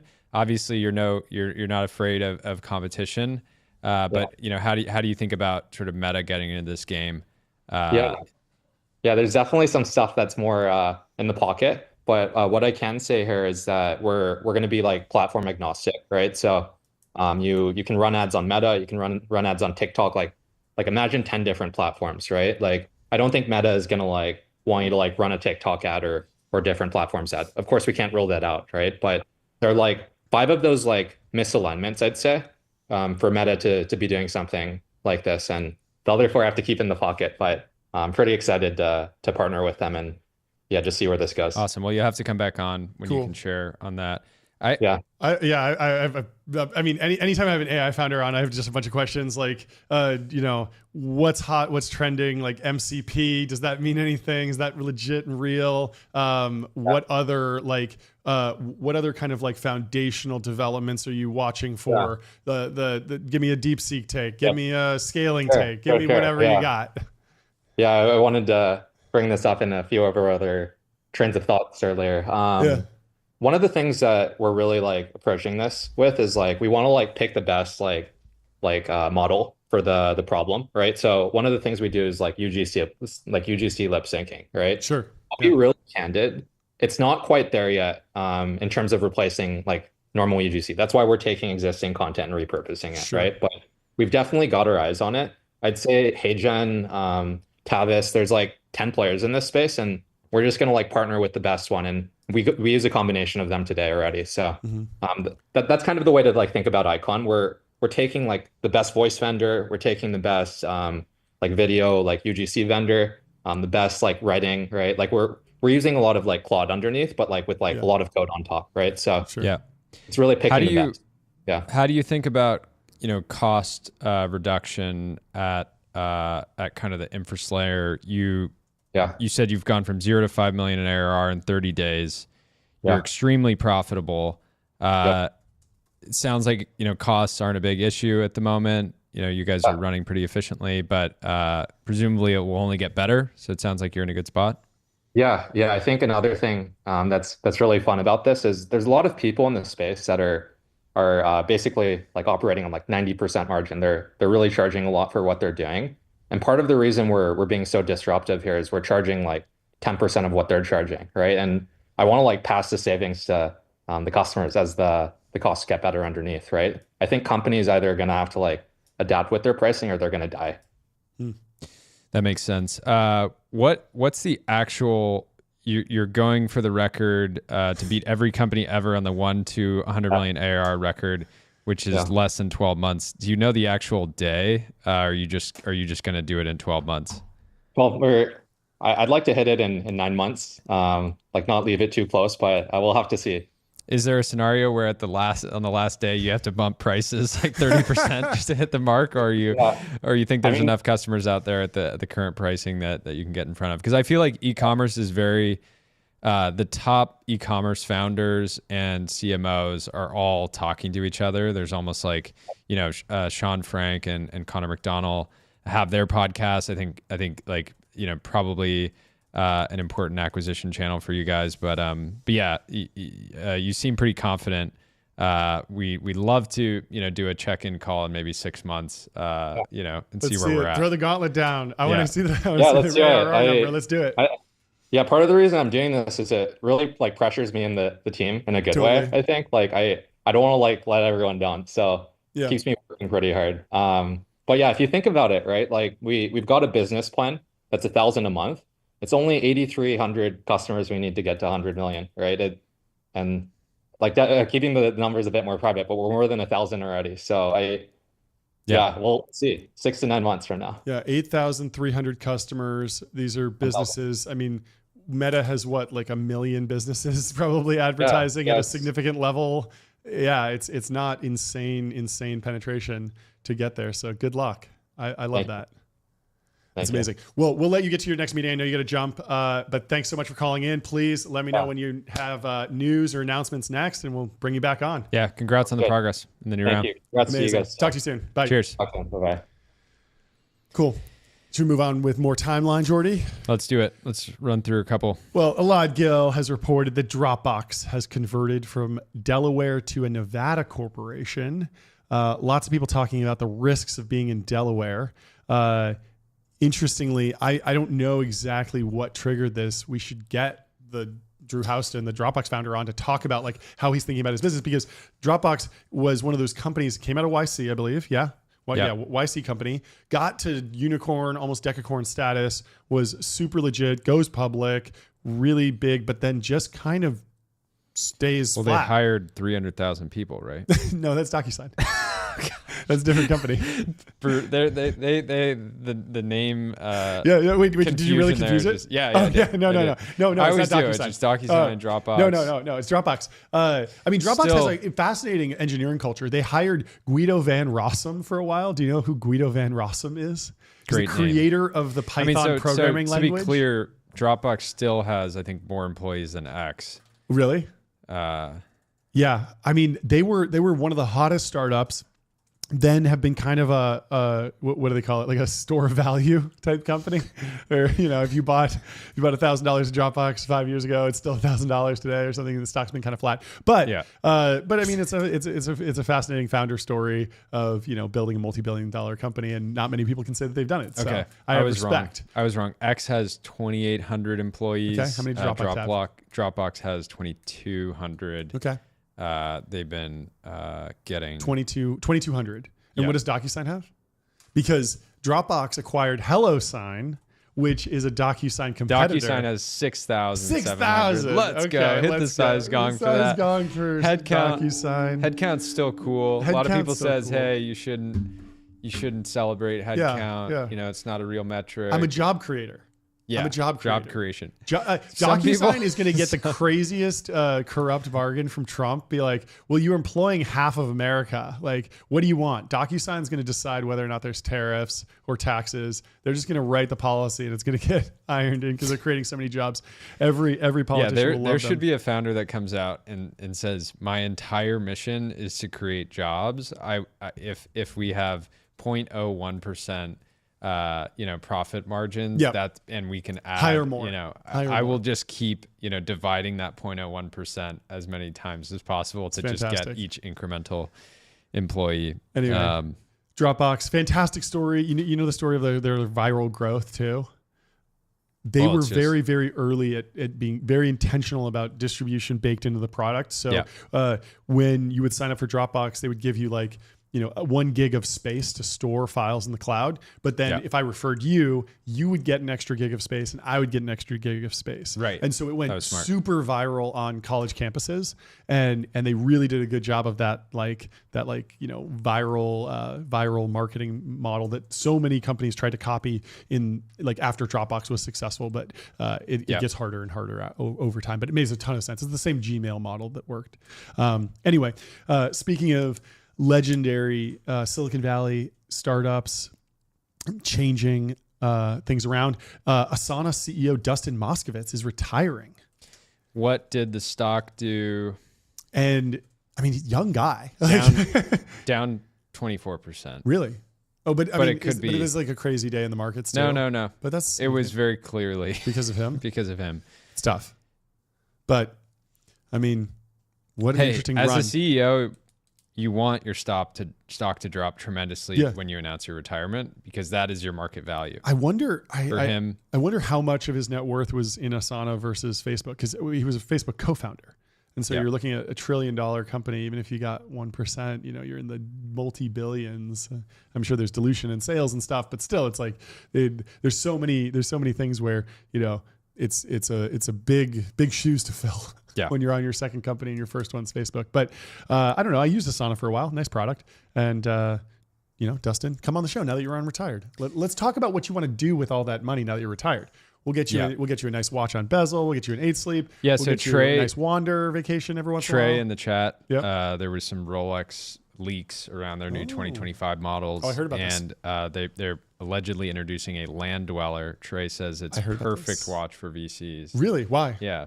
Well, obviously they just mostly dwell on land. Yeah.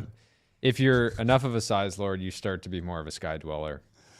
That's great. But it takes a little bit. Okay. Do we have our next call in for this stream? I know we are going, we're supposed to be going live at 1 p.m. I don't like doxing the guests too frequently. There we go. Hey, am I on? Good to see you guys. Welcome to the show. Yeah, welcome to the show. Thank you. It's great to have you, Chrisman.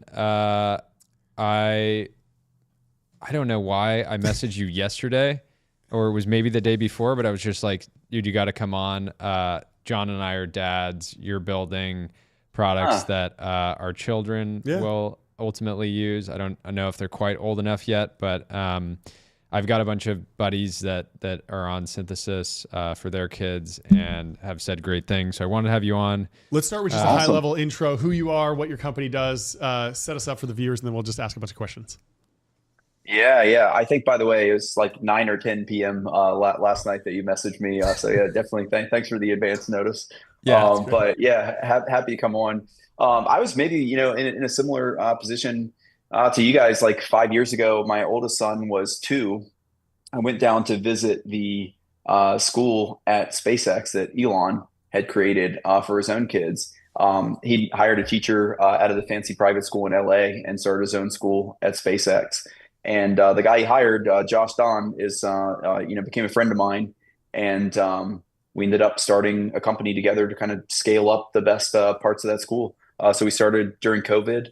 The initial product was this thing that really captured my imagination. I went to the school, which I was at a education company called Class Dojo, which went from $0 to $1 billion. I was the first employee there, and what they did at the SpaceX school looked a lot like what we were doing to build that company. The kids were just working together to solve problems in the form of games.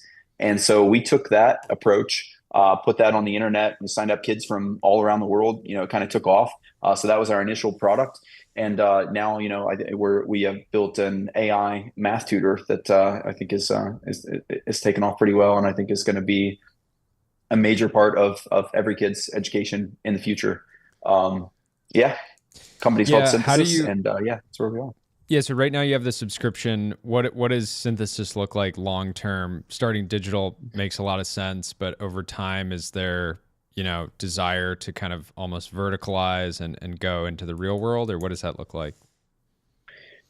I don't know about going into the real world. I think there've been some Silicon Valley startups that have been really well funded that tried to do the software piece and the real world piece at the same time. I think it's really hard to pull off both. Like if you're going into the real world for schools, you're doing like a real estate play essentially. I think when it comes to learning, math, science, engineering, the fundamentals, this is information.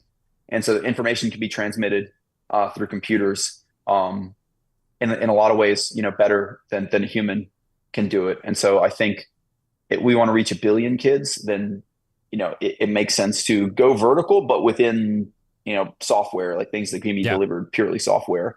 Never say never, because it is attractive to, the idea of like opening up physical in-person schools. If we did something like that, we'd probably do something like an academy. I always admire the European soccer clubs. What they do is they'll have an academy attached to all their professional teams, and they'll bring kids in at like age 6 or 8. There's a guy who's a star now for Barcelona that they brought in at 8 years old, and now he's like 18, and he's amazing. I think if you really want like incredible performance, then you should do that kind of like focus on the elite. So we might do one of those in like every city. We talked for about the kids with the most potential. Yeah. we talked about a teal fellowship for middle schoolers, just like you just go further Oh and yeah. further downstream, get the middle, like Yeah. you could basically be that guy of getting the middle schooler to like drop out of their like regular, or elementary school and be like, come to the Synthesis Institution grinding, Academy, lock in. and you'll be building That's rockets. exactly what if we do go in person, that's what we're gonna do. Okay, I think it's that'll just make a lot of people upset, but I think it's actually the right thing to do. Like I think you can identify kids who have potential like engineering talent pretty early, and if you develop that, this is what they do for sports. And so like if we're looking at people who can actually advance civilization, we should have something that's at least as serious as what we do for sports. Yeah. What is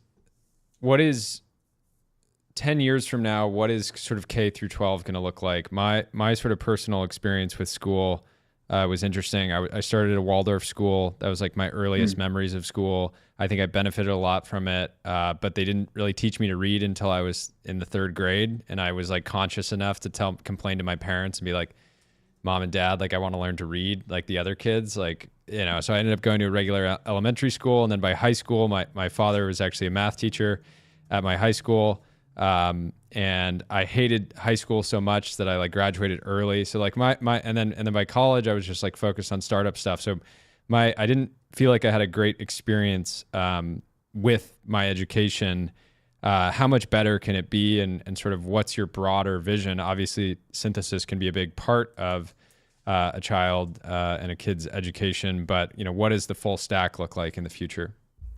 Yeah. That's funny. I also had a bad experience with my education, and it's I got like psyoped into devoting the rest of my life to changing the whole system because I hated it so much. So maybe it's similar to you in that regard. I think the big problem is you start with this original elite education is with one-on-one tutors. And I don't know, but I don't think it was like 8 hours a day plus homework with one-on-one tutors. Like I think you can learn a lot more efficiently than that. Then you had like the one-room schoolhouses, which again were like kids are like working on the farm, and then they come to the schoolhouse, a couple hours a day, maybe a couple times a week, and that's it. And then all the parents go to work, and the school day expands. And instead of just sticking to that, like, well, we'll teach a little bit and then we'll kind of have fun for the rest of the day, they just expanded the teaching to make it somehow encompass all the hours from like 8 to 3, 8 a.m. to 3 p.m. and homework. And I think what we're going to see, I think AI tutors are going to drive this. I think you could actually learn 20 to 30x faster. I don't think there's going to be a need for any homework. I think kids are just going to use AI tutors to learn the fundamentals and hopefully, a lot beyond that, or what their interests are. My hope is the rest of the day is spent in ways that we can't imagine. Like there's just like in your life, there's an infinite number of things you can do and ways you can spend your time. And the same is true of kids. So we should spend a little bit of time teaching them the fundamentals so that they can have good ideas and find what they're interested in. And then I don't know what they should be doing. My kids go to like a charter school 2 days a week where they build bridges, they do school plays, they do all these kind of things that you're not going to do with, it's not just software and like, it's not just reading. And so I'd love to see a lot more of that. Our goal is like be the partner with every in-person school that does that. And, hopefully there's a lot of just local creativity, and exploration, right? Because kids have a tough job, they have to figure out what they want to do in life. And it's a hard problem in the modern world. It's hard to say like, I want to be a doctor, or I want to be, something specific like that, because careers get more and more creative. And so I think it's important for kids to have that time to explore. Can you take me on a little tour of where the government's doing things that are great for education of the next generation, where things could be improved, how charter schools fit into that, how public funding fits into that? Just kind of like, what's your world model for, public-private partnership in educating the next generation? There's some really exciting stuff going on now, which I don't know if you guys had Ryan Delt from Primer on, but he's done some work in like kind of lobbying governments in Florida for increased school choice, which is like, so I think a lot of people don't know, in California, for example, it costs like $20,000 a year to put a kid through the public school system, which is just like an extreme amount of money. And that's a little bit higher than the national average, but not by much. And so what a lot of states are trying to do is say, you can take that money with you and go choose a different school. And so that creates like the government, whether it's usually like a local government, collecting taxes, paying for the education. But then there's this fierce competition, right? Like somebody can open up a school right next door. Bad schools can fail. Bad teachers, bad principals can go out of business, and there's going to be a lot more creativity in that regard. I think that's maybe one of the most exciting things that government can do, because I think, then you would be as well served by education as people are served by like grocery stores, and they'll just be, kind of wild, like cutthroat competition and people trying to do interesting things to attract students and get results. So I think that's one place where the government can do something really great, just by letting bringing this like kind of consumer mentality into what's typically been a government monopoly. So schools could get, you'd be as well served as grocery stores, as opposed to what it is now, which is like the DMV, right? Sure. Yeah. Makes sense. Does all K through 12 education over time start to look more and more like a video game? Because like one concern I have right now is that kids, when they're out of school, they're doing Roblox, they're watching TikToks, and then you put them in a classroom or you give them homework that's sort of built around this sort of old style philosophy around learning, which is like, writing things down and here's this, textbook and we're going to read a chapter out of it or things like that. To me, it seems like kind of an impossible uphill battle to try to get a kid to pay attention to that when outside of class or even on their phone in the classroom, they have this sort of consistent, really intense stimulation. So in order to compete, does education need to start looking more like what's on their phone in their sort of leisure time? Or how do you think about that? I think those are, I know this like on people's minds. I think they're less related than people think. I think, TikTok and these things are addicting. But also school is just terrible. Like it was terrible when we were kids and we didn't have TikTok. Yeah. Right. So I think regardless of what's going on in the rest of the world, you want to make the tools for learning as effective and as engaging as possible. It's a really tight balance that you have to strike when you're building products. Like for us, there's things like Duolingo, which famously, it's maybe really good at getting their early retention and engagement, but hardly anybody knows someone who's learned a language from Duolingo. So they kind of focus all the way on the engagement and gamification and not so much on the effectiveness. And then, you can go the other way where it's like, well, theoretically, if kids would spend a lot of time on this, they would learn, but they won't do it. And I think the right products, it's going to be, just a balance of those kind of things. And I think if you get it right, something a lot of people miss is kids, they want to learn. When you really learn something, you grok a new idea, it makes you more powerful and you can feel that. And I think it's especially true in math, but I think it's true in all subjects. If you want them to learn something, it's because you're trying to make them more powerful. I think what a lot of teachers do is say, well, this will become useful to get to the next level of school. And that's not terribly motivating. What we try to do is just show you these ideas make you a more powerful thinker in the moment. And I think kids are pretty motivated. They're pretty motivated by that. So yeah. Yeah, that makes sense. Last question I really have today, and would love to have you back on in the future, just as this sort of industry develops. But we had talked before when the Humane AI pin came out. I think everybody that was intelligent in the tech industry generally looked at it and said, this is not going to replace my phone because it does a lot of the same things. It doesn't necessarily do them better. But our reaction at the time was that this is not going to replace my phone, but maybe this is a solution that my kid would use, where like I want like location tracking and I want, them to be able to easily call me, but I don't want them to be on a screen. Have you thought, and so as like all these AI pins sort of evolved, there was the Rabbit, there was Humane, there were some others. My immediate thought was maybe they're focused on the wrong user type. Maybe there's a market for this with kids who, if you gave them something that they could ask any question in the world to and was sort of like this sort of companion, maybe that could be cool. Have you guys thought at all about sort of hardware experiences? I know you're very focused on delivering these sort of digital experiences, but is that, ever been even a conversation? We haven't talked about it at all. I mean, like my kids have like the it's not Apple Watch, but it's like a knockoff like watch brand that like tracks it. Like, they can talk to you and that kind of stuff. And I assume they'll be able to connect to the internet and use AI for questions and that kind of thing.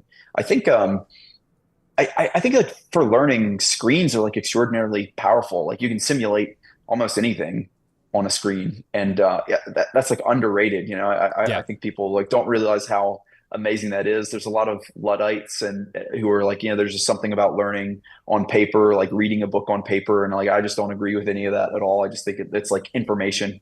The information kind of flows, you know, you can kind of do anything on a screen. So yeah, you know, we haven't talked about doing anything in hardware yet. One kind of crazy idea I have is because a lot of people do homeschooling now. A lot of I've become close with some people who are fairly prominent who do homeschooling, and I like the idea for my kids as well of having like a booth with like a screen and speakers and just something to like isolate the outside world where you've got the computer in it and you're going to go in there. You're going to go in this booth, which seems kind of dystopian, but it's going to be for like an hour and a half a day, right? Yeah. Like lock the door, turn everything else. Yeah.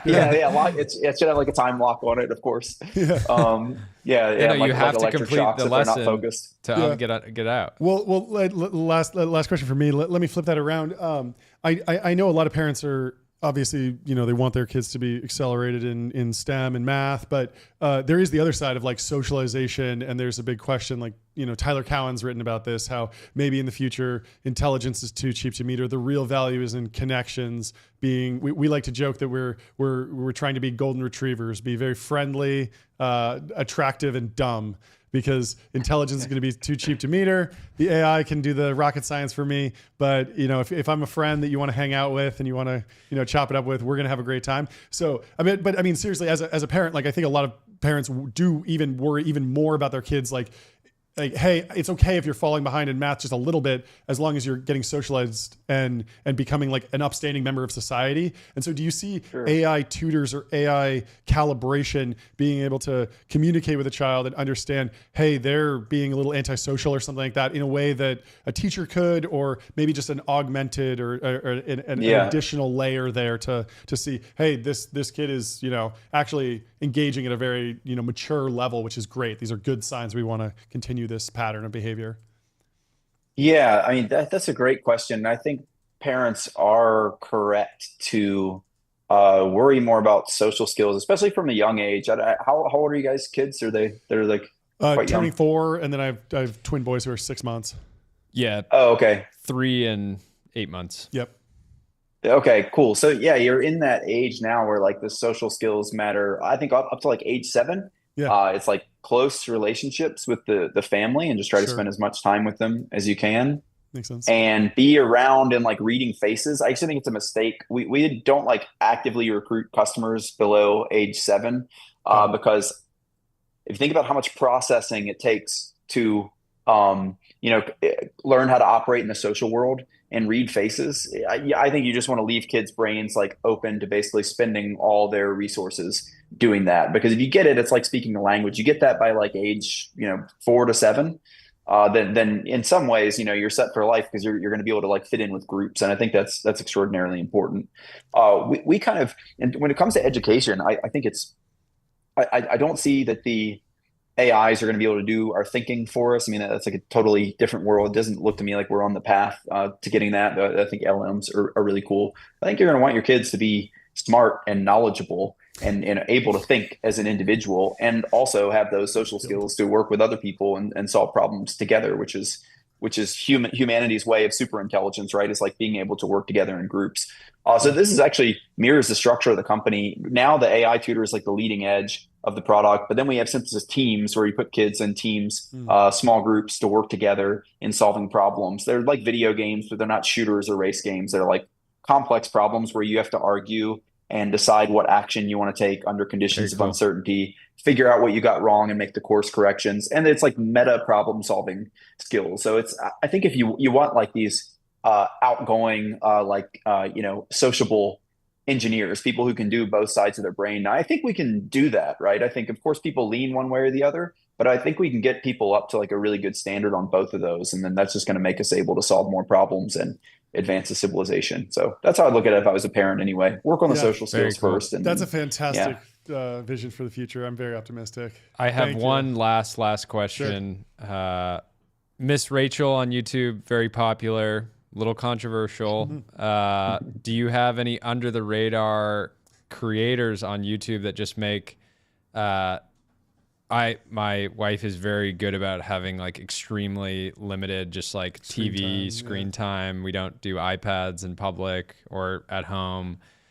Planes are maybe the one condition. Sure. So if I'm taking my kids on a plane, is there a YouTube creator that you recommend, or you just like put them on, give them their AI tutor, and that's that?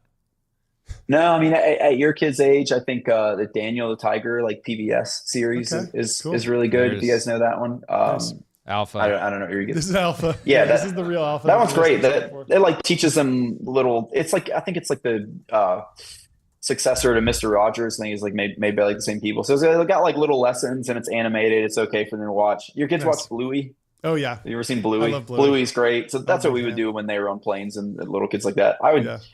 I haven't seen. I've got 4 of my own, and just having seen the. I think YouTube is quite bad, and it seems to push them into the YouTube shorts, which are just terrible. And really bad. Even my like 5-year-old recognizes like this is bad. I shouldn't be watching this. Yeah. What's that? Yeah, we were just agreeing the short form is like slop, and you should avoid it at all costs, no matter what age you are, basically. Except ours. Yeah. You should definitely watch clips of this, because we will be clipping this interview and posting it out, and you should definitely watch these shorts because they're educational. But short clips on X are great. They're exceptions. Yeah. But I'm sure if you swipe up on this on X, you're going to get some really terrible stuff. Yeah. Anyway, this was an awesome interview. Thank you so much. We'll have to have you back soon. This is fantastic. Yeah. Very helpful. Thanks for having me. Appreciate it. Have a great rest of your day. We'll talk to you soon. Talk soon. All right. Cheers, guys. That's hilarious. The how much screen time thing is a great question. I don't know if you saw Peter Thiel got asked this at like Sun Valley. And really? Yeah, because they were saying, "Oh, you're the board member of Facebook. Like, how much Facebook do you think kids should use?" So it was basically screen time, and he was like 90 minutes a week. And so I was just like, "Yeah, that seems like a good number to benchmark against." But then I was trying to think like, how can I make this? Gotta get your 90, son. Yeah, no. Here's the iPad. No. Get your 90 in. No, Mr. Thiel. Yeah. So get to 90. Yeah, you gotta get those numbers up. But then I wanted to make it like, can I make it even easier to keep that number lower? Because you want to basically keep the number as low as possible. And I realized you just have to create a really brutal economy in your house. So we have a whole economy going now where you get stars for brushing your teeth, doing all these different things. Oh yeah. And all of a sudden it turned something that was like the sticker economy is big. And so all of a sudden it turned from like, oh yeah, like it's a Friday, I can watch this, to like, I am grinding for like weeks for like a movie night, which was like, it was just free before, but he doesn't mind it that all of a sudden I've just created this, Kafka-esque economy around it that he has to work like weeks to get like a single episode, a single like 8-minute episode of Bluey. But it's worked fantastically. This is the new economy. He feels the reward. It's fantastic. I highly recommend it. Create a really arcane economy in your household. For whatever your kids want to do. It's great. Anyway, speaking of arcane Kafka-esque economies, let's move over to venture capital. Wilmanitis posts, Paul Ferry, founder of Matrix Partners. There's a little interview in this book. Question, do we have 20 minutes? What do we have? And he says, you want to read this? I'm done. I have to quit. But again, if you want to call me next week or continue on, we can do it by phone. Let me just finish the point. So why is this the best business? 1, you can make a lot of money if you're in it for a long time. It's not a business that you can get rich next year or the following year or 5 years. It's changed a little bit with some of these Mango solo GP funds. Secondary. It may be 10 years, it may be 15 years, but if you continue to be successful at it, it's amazingly rewarding. But more importantly, you're dealing with interesting people all the time. They're innovators that are people that are changing lifestyles in the world. You're dealing for the most part with people who have no net worth, and you're helpful to them in building net worth for themselves and net worth for their employees. And you can be in the venture business and be relevant for a very long period of time if you're good at it, more so than if you start a tech company. The people who started Strata Computer or Apollo Computer were relevant and important people in the 80s, but nobody knows who they are today.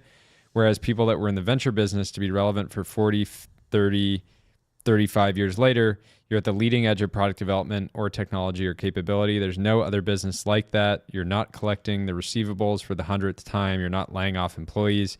You're dealing with interesting personalities. So it's the best business. Sorry, we had to cut it short, but something came up and I have to attend this. I love it. Great. Fantastic quote. The only pushback here that some GPs would give you is the downside of having, 20 to 100 LPs who are your customers in many ways and can call you at any hour of the day, 365 days a year. Well, that's the most interesting thing is that like there's this bifurcation right now where a lot of funds are trying to do less LPs, higher GP commits. Yeah. And then simultaneously there's the opposite, which is like, let's go public. Let's have any retail investor be able to yell at us when the stock goes down because we had a miss. Yeah. But you know, I've got a buddy who raised his first fund. It's $20 million fund. 100K is like the average check size. So that means there's people that are way less than that. There's people that are way more than that. But you do the math. It's a lot of people. I wonder how, I mean, if General Catalyst and Andreessen Horowitz get out in the public markets, I wonder what the smallest fund to go public would be in like 5 years. You think someone would take like a $100 million fund public? Are there any? Just raise a fund, just SPAC it, sell your entire GP stake. Deploy it all. Yeah. I mean, I don't know. Stranger things have happened. Who knows? Silly. Anyway, there's not. Let's move on to Nir Cyan, big friend of the show. They're hiring for a social media and influencer marketing lead. This seems like a dream job. Seems really fun. We released V1 of RN last week, and the response has been amazing. If you'd like to lead our marketing team for an app that has already been redefining the relationship between humanity and AI, please apply/DM. Nir is super smart. Yeah. I got early access to the app. Oh, you did? I've used it, and it's very cool. It's built on Claude, but Nir is super opinionated, and a little lore here. We talked about this before, but for anybody that doesn't know, Nir developed some notoriety for creating an NVIDIA only fund. That's right. Like, I think 2 years ago at this point. It turned out and you just can't sell it. Yeah, for 10 years. Yeah, 10 years. So the 10-year whole lockup. point is that it's a 10-year lockup. That's really fun. And I think that's a cool thing. So far, advice, but so good. And I mean, we've featured Nir's posts many times. A lot of bangers. Yeah, and this is just an underrated role in tech because there's the historical social media manager role that was like you have your little SaaS tools and you're scheduling posts out weeks in advance. And that's just not the way that social media works and we talked anymore. about this with the PMF4Die guys. It's like, can you make a crazy vibe reel? Can you post a banger? Can you be truly in the conversation, get a bunch of fans, be doing frontline customer support almost, getting, executive communication from the founders, get the founders posting more. It's just 360 now. Anyway, I wanted to move on to a little historical size gong because I want to have Connor Zwick on the show from Speak. Do we have our guest in here? Okay, we'll do this one after. Let's bring in Michael. He's here. I got so excited with the size gong. I was gonna hit it, but we can hit the size gong for Michael. Welcome to the show. Welcome, Michael. We don't have you up on. Did I get the gong? Hey. Hit it a little harder. Hit the gong. Hit it a little harder. Hit it a little harder. Boom, boom, boom, boom. All right, there we go. That works. Can you guys hear me all right? Every time. Oh, we broke it. That's what I was going for. I was hoping we would break it. Welcome to the show. What's going on? Up, you made it to Boston. Michael messaged me like maybe 2 hours ago and says I might be in the air, but you made it. And you're at where are you right now? So this is the Suno studio in Boston. Cool. Very cool. This is where I guess they have like artists roll through and stuff when they're in town. Nice. Yeah. So, is Boston a major in this room. Is Boston a major music market, or is it more so they're bringing in musicians that are helping improve the models that they're making and the app in general? I think it is a market, right? Mm-hmm. It is a major market, but it's not like in LA or in New York. But this is where Suno was founded, right? Cool. The founders came out of MIT, Harvard. There's obviously, as you guys know, there's a lot of machine learning research going on in Boston and Cambridge. So that's where the company got started. But I think they had a really smart idea, which was when our artists start going through Boston, which most major artists do, they can use this studio. It's a place to That's place cool. to do some Okay, stuff. that makes really sense. Quickly, They're can you introduce yourself to the stream? Yeah. And give us a little backstory on your name. The man who needs no introduction. But you may as well do it. But you're not at that level yet. Of course. No, I mean, I appreciate you guys bringing me on. Sorry, am I introducing myself? Yes. Introduce yourself. Tell us what you do now, and then I have a bunch of questions about your career. We'll dive into it. All right, let's do it. What's up, everyone? My name is Michael Mignano. I'm a partner at Lightspeed. I was the co-founder of Anchor, podcasting platform, which is now owned by Spotify. I also recently co-founded a company called Obo, which is an AI education platform. Awesome. And yeah, big fan of the pod. Happy to be one of the early guests. Thanks for having me. I'm a huge fan of Anchor. I used it for some podcast test I did, like must have been right when it came out, and I just remember thinking like, man, this takes so much of the headache out of podcasting. Exactly. You just you could upload it on your phone. I don't think was the original vision. You wanted people to be producing and producing podcasts on their phone and uploading, because that was a button you could just kind of hit record and then boom, it goes out to the RSS feed. But it seemed like it almost became like a prosumer tool pretty quickly, because the podcasting market, it's pretty bifurcated between like people start taking it seriously once they get any sort of traction, right?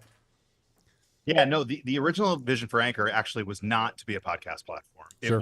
It was very, very idealistic. We wanted to be a social media platform, like an audio social media. Yep. Like think Clubhouse, but a couple years earlier. Sure. And what we learned is that social audio is really, really freaking hard.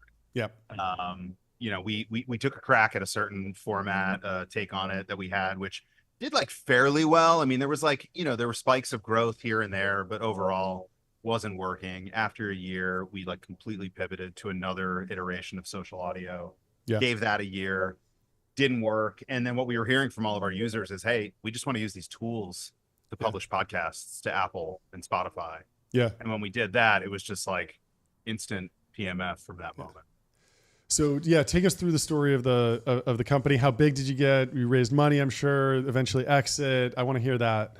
Yeah. And for a little bit of lore, when this was 2018, I had just, maybe I was still in college. I hit up Michael and he did a call with me. No way. Didn't need to, had no real, I mean, it was much more beneficial for me. I was working in, doing a bunch of podcast advertising stuff at the time, but thank you to Michael. You always remember the people that like give you 30 minutes of their day, or however long it takes. But yeah, I would love to hear the story again. Yeah, I mean, so my co-founder and I, Nir Zickerman, we built product at this company called Aviary. And this was around the time that like Instagram was taking off and people were realizing that you could take and edit photos on your phone and it could actually look good. Obviously, now that's just a given. Like the camera is the phone. And, we sold that business to Adobe. And while we were there, we got really into podcasts. Yeah. And we were sort of like sitting around asking ourselves, like, how come nobody has done for photos? How come nobody's done for podcasts what has just been done for photos? And so that was like the original idea, like. And of course, at this time, it was like 2016, everything was a social network back then. Like Snap was exploding. And we're like, oh, of course, this should be a social network, right? Yeah. We should have a feed. We should have a button right at the bottom of the app in the middle. And so that was the original vision. We raised a couple $1 million from folks like BetaWorks and SV Angel and ENIAC and all these guys. And yeah, like I said, we had to go through a couple of different pivots. We raised, I think to answer your question, John, we ended up raising just under 15 million total. Sure. We were about 25 people when we exited. We sold to Spotify in 2019.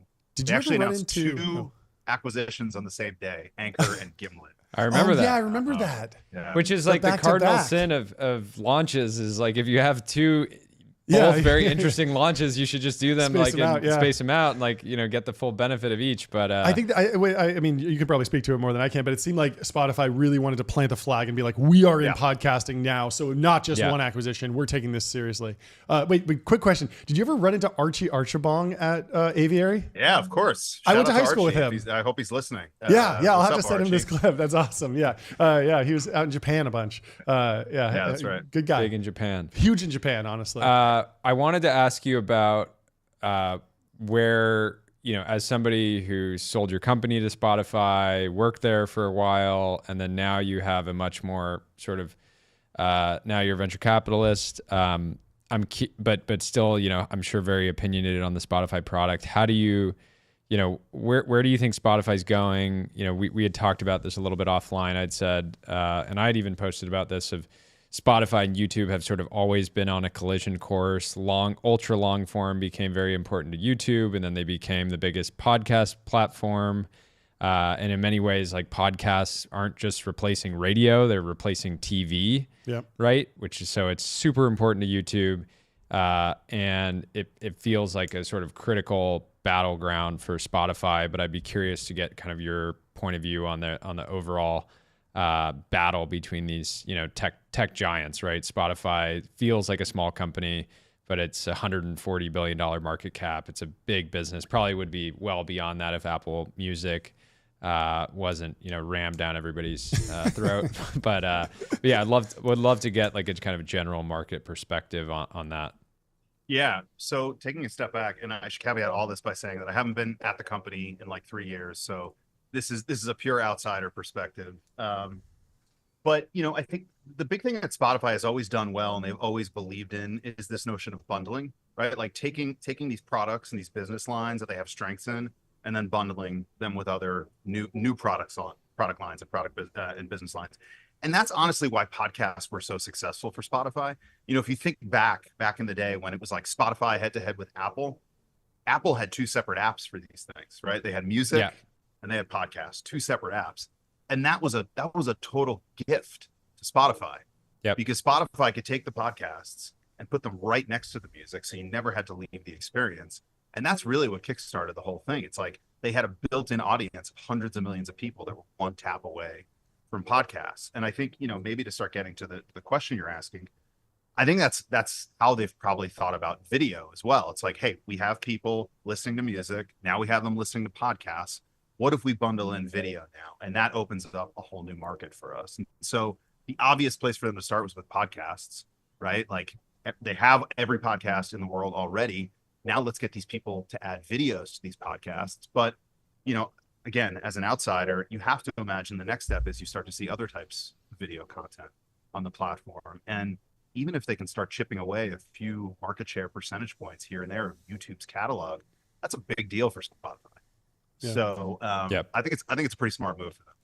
How do you think about the relentless march of the algorithmically curated feeds in the podcasting world? I think a lot of podcasters are super, super happy that they're in the RSS feeds, and they feel like it's almost as strong as having someone's email address. There's a very high open rate. If you have that RSS feed, your weekly show, you're dropping a weekly thing right at the top of their Apple Podcasts app. And Spotify has a similar feel right now, but you could imagine them going to something that's more algorithmically generated, more variance in the total views. You see this on YouTube where Mr. Beast can be reliable, but for most other creators, it's like a banger and then a flop and then a banger and then a flop. And we all feel this on X when we post. It's very high variance, but you can go really, really big because it's an algorithmic feed. Your podcaster who's built on RSS, pretty hard to all of a sudden have one episode go 10x bigger, but the downside's very protected.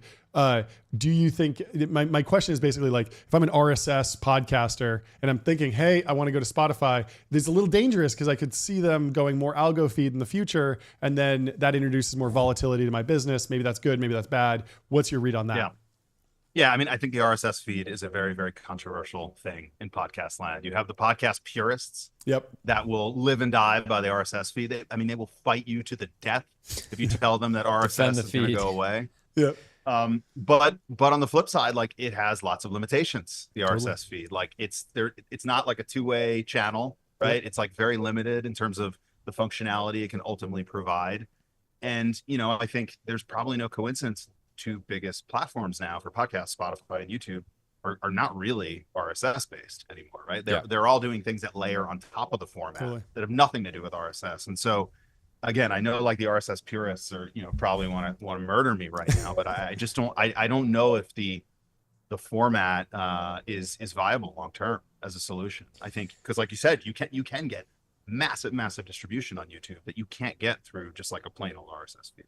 Totally. Yeah, the two things as a creator now, the analytics on the RSS feed are just obviously a joke. Terrible. Like you basically get no analytics. Yeah. And then with Spotify is a lot better. But then the distribution, which we're already seeing this with Spotify,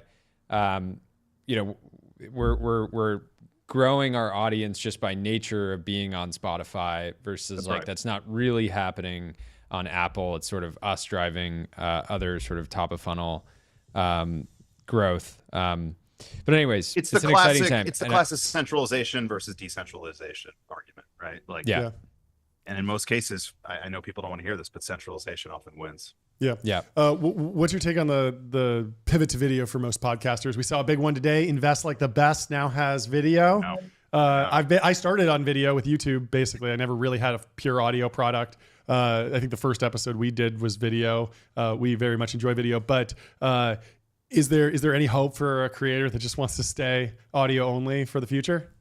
I don't think so, because again, we're talking about Spotify and YouTube being the predominant platforms right now, and we know that those algos, they need the video. They crave the video. And I think, I think users got wise to this. Actually, it was during COVID. Yeah. People don't realize it was during COVID when, before COVID, people were recording podcasts in studios, in booths, right? Similar to how you guys are now. Yep. But they weren't video booths, right? It was just like a microphone and a table. And then COVID, everyone went home, and the way that these shows kept going was through Zoom and Riverside. So you get video. So all these podcasters got video for free, and they were like, "Oh shit! If I upload this video to YouTube, I get all this distribution." Yeah. And now you can't go back. The algo craves the video. Craves the video. You that makes feed sense. the AI gods. Talk to us about. I'm gonna butcher the name. Obo. I've only read Obo. So this is a company you basically incubated. You're a co-founder, but obviously you're still a full-time investor. Maybe talk about that dynamic and then what you guys are working on. Yeah, recently co-founded this new company with my former Anchor co-founder Nir Stickerman. He's the CEO. He's running it full-time. I am not full-time on it, as you mentioned. I'm a full-time partner at Lightspeed. Basically, the premise behind Obo is very, very simple. We the humans, you guys, me, everyone, we have invested many, many billions of dollars over the past couple of years in making machines very, very smart, right? Through AI. And we believe with Obo that it's time for the machines to make the humans smarter. And so this is a company, the premise of AI making humans smarter. You guys have all heard a lot of talk about, a hyped up use case of ChatGPT has been, oh, it's going to be a personalized tutor. It's going to help people learn.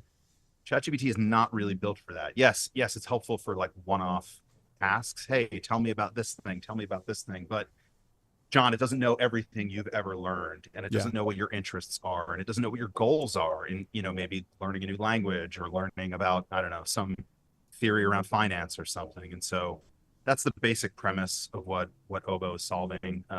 We have a beta coming very soon.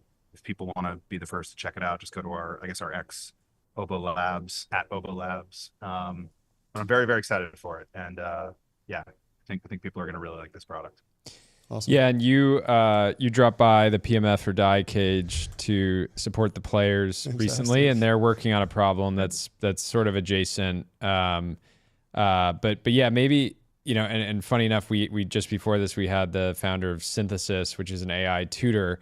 And so it feels like we're maybe, I'm sure maybe people have already done it, but sort of a broader market map around, AI and learning. Maybe it's they kind exist. of like we're in the app store moment where there's a bunch of, we need to build products around this stuff. We have the new technology, but what is the dominant product form factor for each of these use cases? And so it's a knockout, drag out fight. Good luck out there.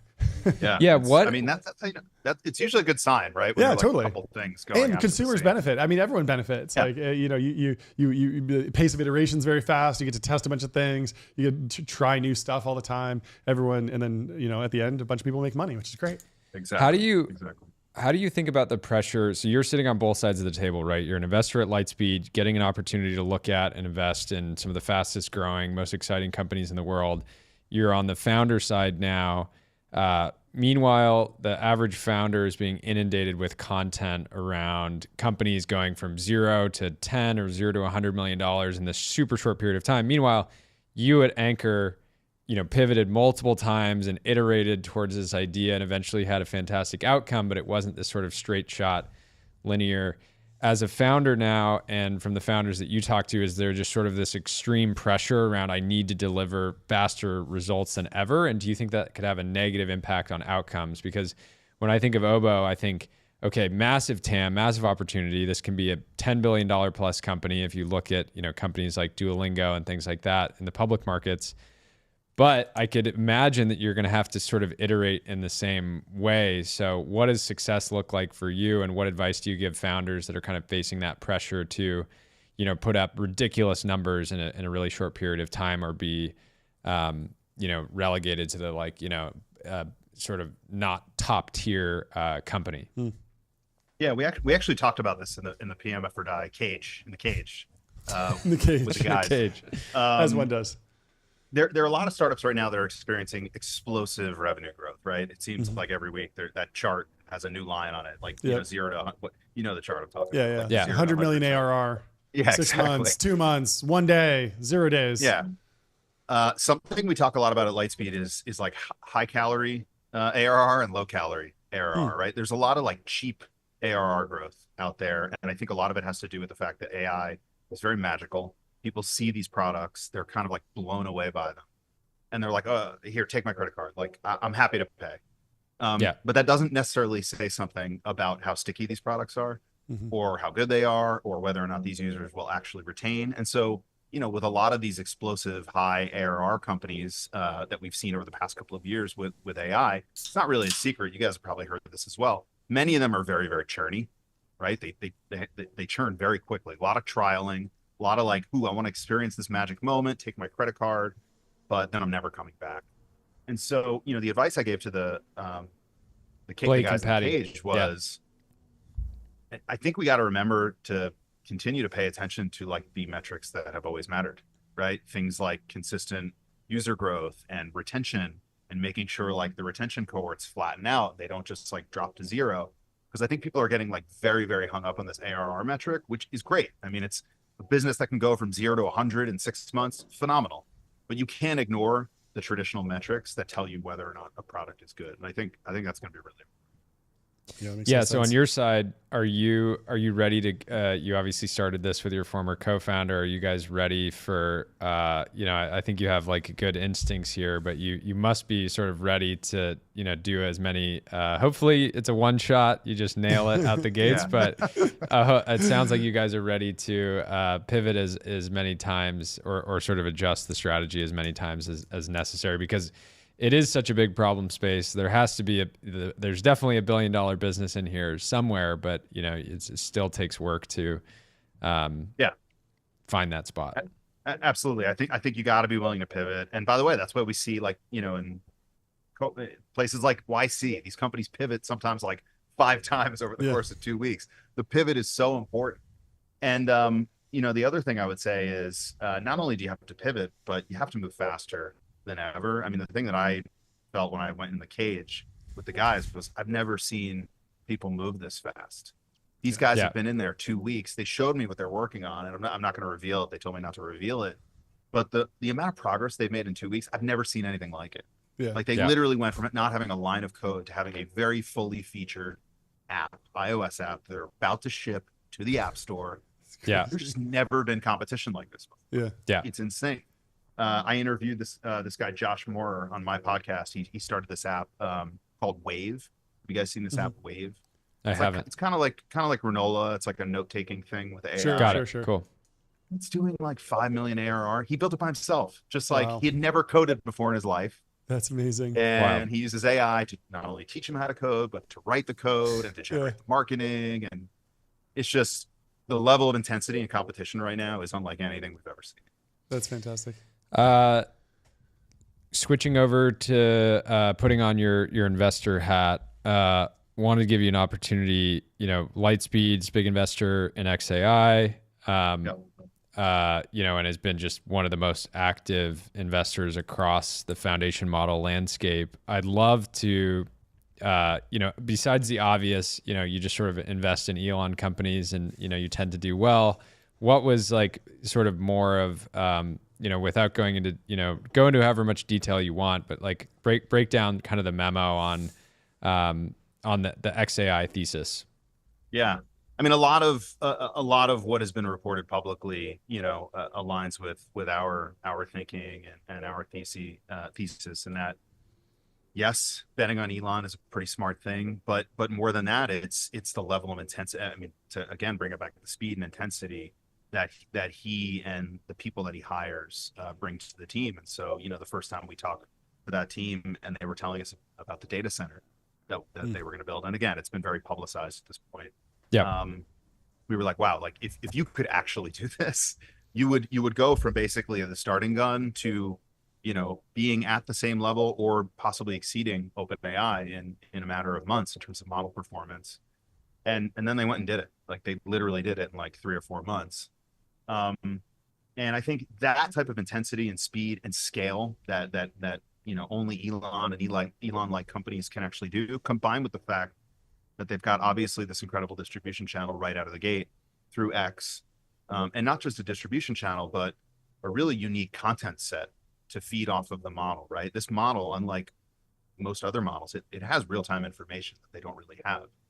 And that real-time information also serves as a surface to trigger, usage of the product. Analyze this post. Tell me more about this.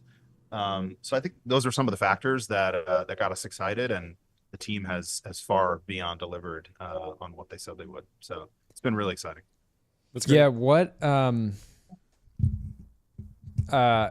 Obviously you can't share any details here, but should the broader market expect more foundation models, or is it kind of getting to the point, you remember in crypto, it was like, okay, we don't need another foundation level like blockchain. L2, we don't need more another L2s, L1, and then you'd see one and you'd be like, really, but this one built different. Or do you think that the 5 or 6 major players, Thinking Machines, XAI, OpenAI, SSI, are those like the labs that we're sort of betting on, or do you think there's room for more teams there? The way we were framing this was like, if it is commoditizing, well, commodities are valuable.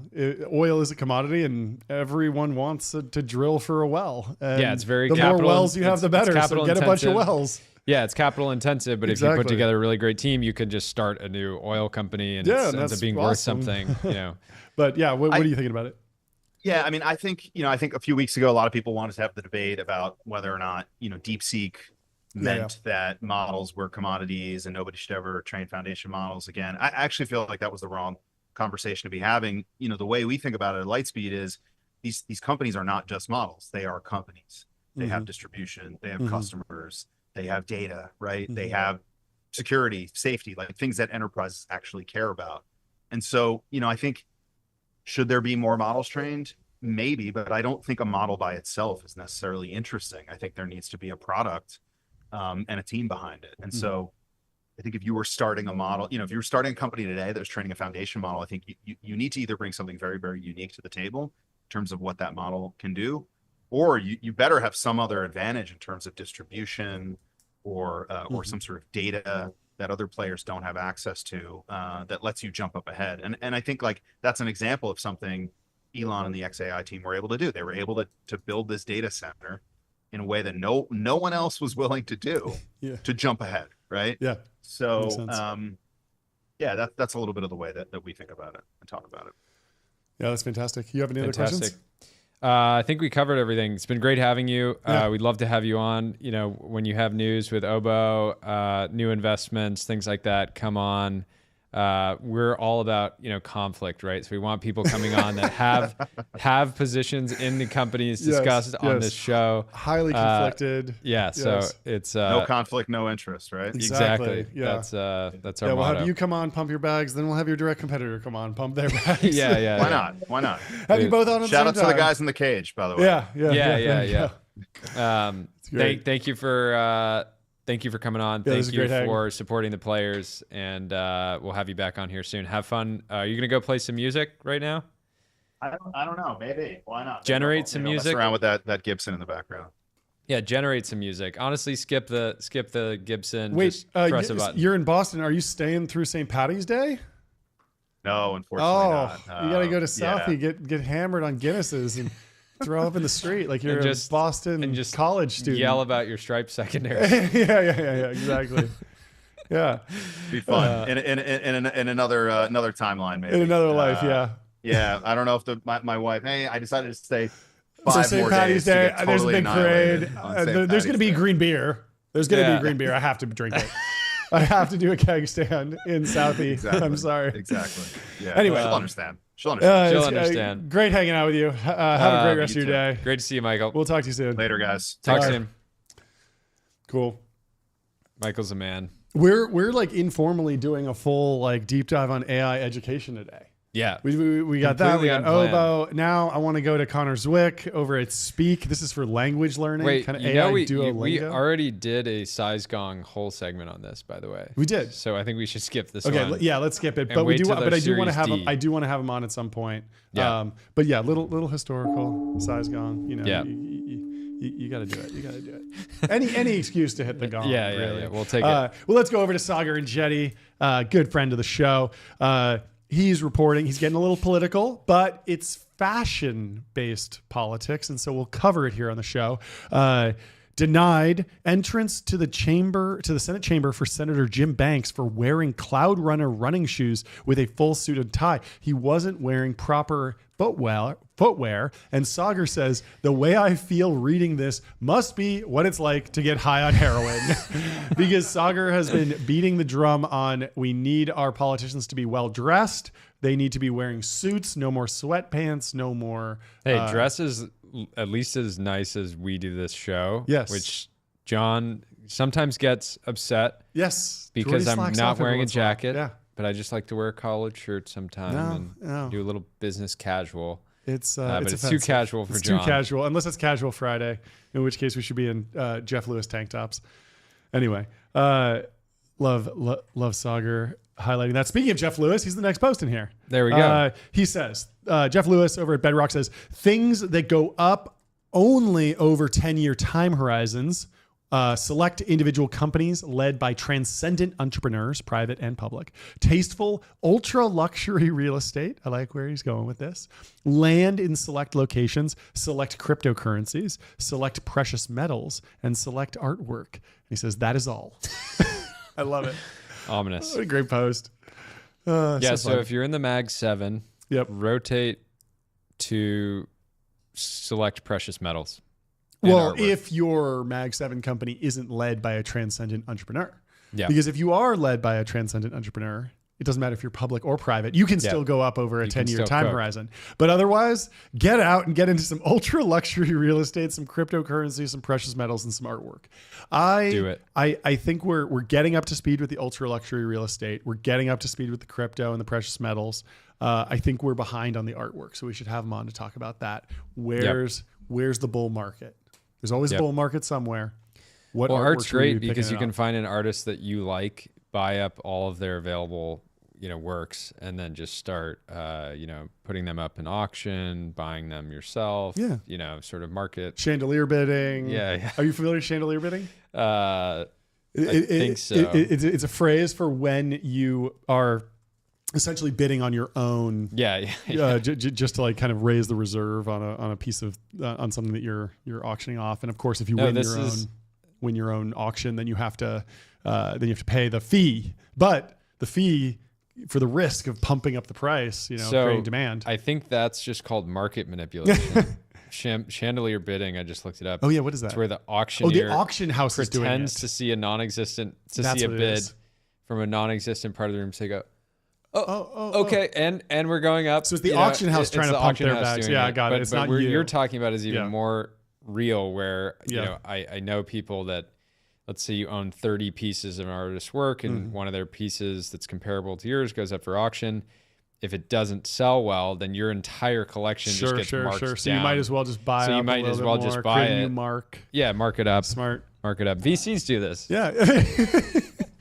they're like all of the foundation model companies are worth so much because every time one comes to market, it's worth billions. And so the first one I invested in certainly has to be worth $1 trillion. Yeah. Who knows? Anyway, speaking of a company that sorely needs to acquire one of these foundation model companies, transcendental Apple plans one of the biggest software overhauls in its history for iOS 19, iPad OS 19, and Mac OS 16. Folks, if you love the Photos app, you're going to love this.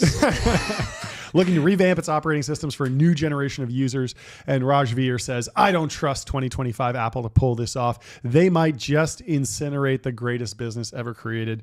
And Chris Horn says, yeah, I'm taking under on this. I don't know if they can incinerate the greatest business ever created, but they definitely need to try something new. They definitely need to get some fresh blood in there, take some risks. They could really make the software much worse, and it would still take a lot to actually compete with them on the hardware. People don't level. like green bubbles, and yeah, the hardware is hard to make. It's a very reliable product. It connects to the wireless network reliably. People forget that, like, you know, a lot of the beauty of the Apple ecosystem is just, like it finds the 5G tower or the LTE tower, or it doesn't drop phone calls that often. Like that, those are considered table stakes, but they could go away if you get lost in something else. Anyway, Jared Rossner says huge opportunities for AI startups that no one is talking about. AI native brokers. When broker transactions can be fully automated, those markets So for evolve. context, Jared. Hey, really quickly, we got Delian on the show. Oh, bring him there he in. goes. Hey, how you doing, Delian? What up, Am? What's Congratulations up? on launch day. Thank Making you. fintech great again. Yes. Thank you. Yes. What's new with you? How'd you enjoy the weekend?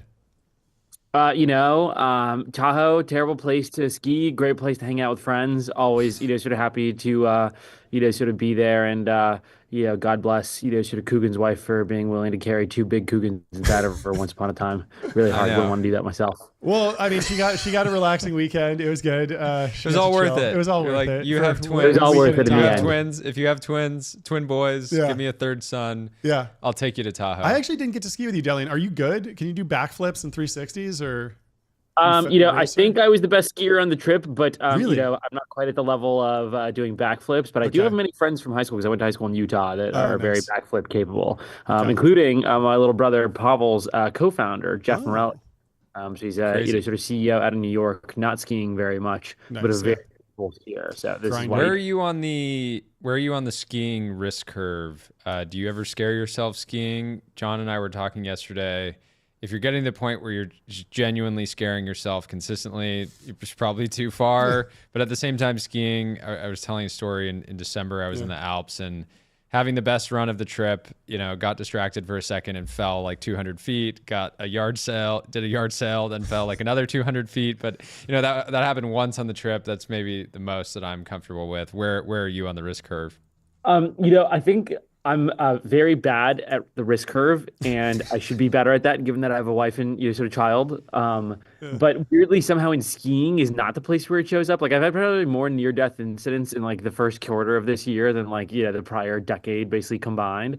And so it's made me think a lot about maybe I need to adjust my risk curve. But somehow Is in it skiing, flying? I think it's because I've just skied for so long that I know the downside of like I did all the crazy chutes and cliffs and all that stuff when I was younger. So like I don't feel the need to like quite go that crazy. Sure. But then yet again, earlier this year, I found myself in this place where I was just like, I kept powder hunting. Where was I? Oh yeah, in Deer Valley. And I just kept going slightly more off piste and slightly more off piste and slightly more off piste until at some point I found myself going a little too fast off a cliff that I didn't know was there. I managed to catch myself, but unfortunately, like halfway down the cliff where I no longer had an option of like climbing up, I just had like the rocks below me, but not enough speed to clear them. And so I was like, well, there is only one way out of this that doesn't involve like, waiting an hour for ski patrol to like, come and grab me. And it's like, it's time to go rock skiing. Rock skiing. No. Just launched myself, skied across the rocks a little bit, went off, and I was like, I think I'm done for the day. So, I'd like to think that I've gotten better at my risk curve, but yeah. So anyway, this where are you weekend in taking- Tahoe, I purposely only grabbed super thin racing carving skis because I was like, I'm not even tempted to go off piste. The only thing that these things are capable of is carving. Are you having those near-death experiences as a pilot? You fly small planes. The pilots I know will tell me these stories that are just like the most harrowing stories about a single landing on just like what was supposed to be a casual trip, and they're like, yeah, it was raining and we lost connection with the tower and it was like completely pitch black and there was no lights on the runway, so we had to land and the plane was like going backwards. There was so much wind. And I'm like, how does your wife let you do that? Where are you having near-death experiences other than skiing?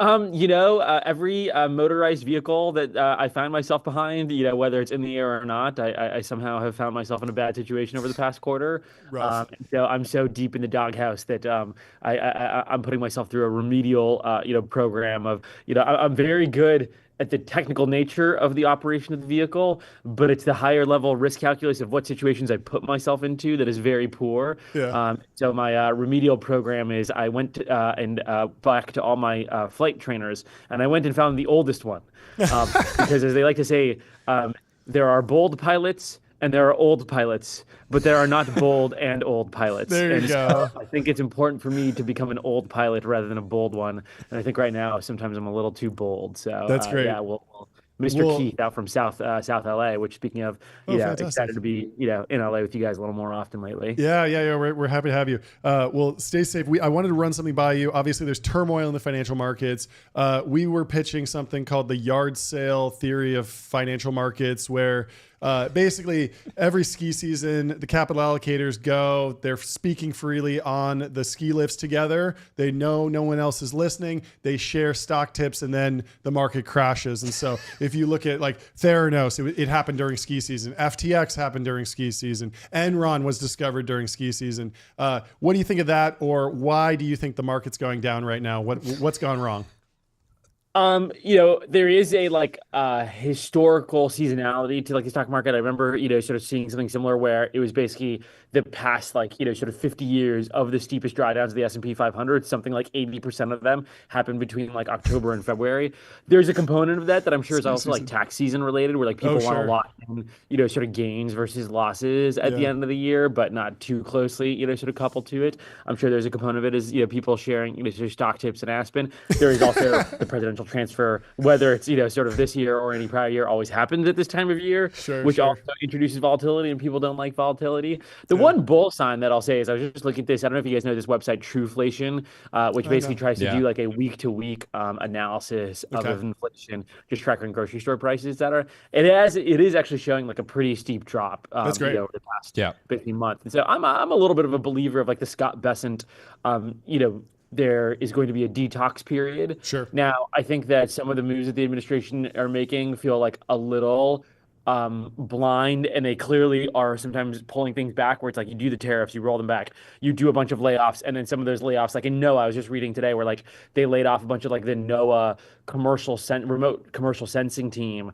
And then there was a huge, sort of backlash. And so some of those people got rehired a week after getting fired by, sort of Doge and crew. Oh, interesting. So there is a little bit of I feel they're taking, sort of a chainsaw, which is not unreasonable when you need a scalpel, because it's just the scalpel may take too long, and the, admin only has 2 years before Congress potentially flips.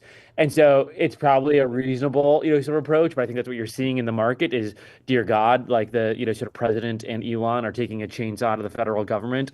And that's, introducing some level of volatility.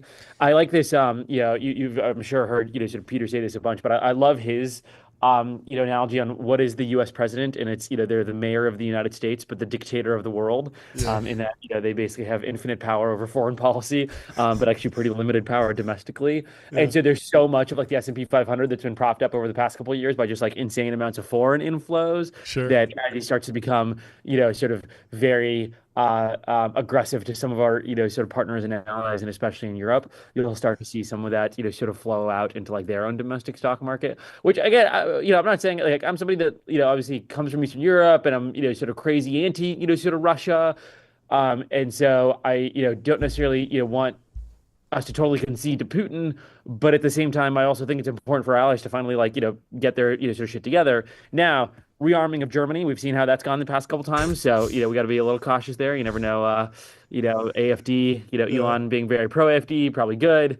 If AFD gets too powerful, maybe we're back to Lebensraum, and so that's maybe a little sort of tricky. But the Germans probably could stand to be a little more prideful. Well, speaking of Elon, Starship.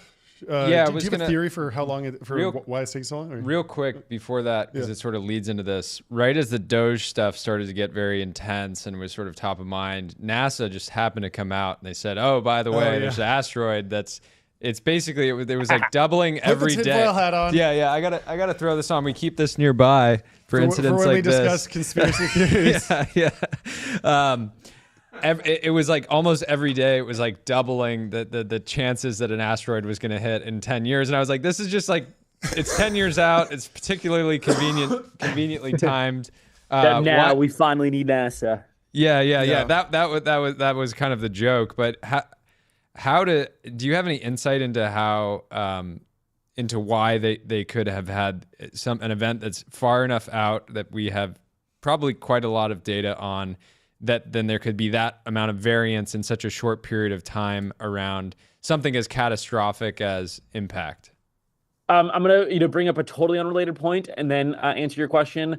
The totally unrelated point is China has now confirmed that they're going to fly Pakistani astronauts to the Chinese space station. Wow. So for the first time, now I'm not saying that Pakistan is like a huge sort of lover of the U.S. or anything like that, but I actually don't know too much about like the general foreign policy history with them.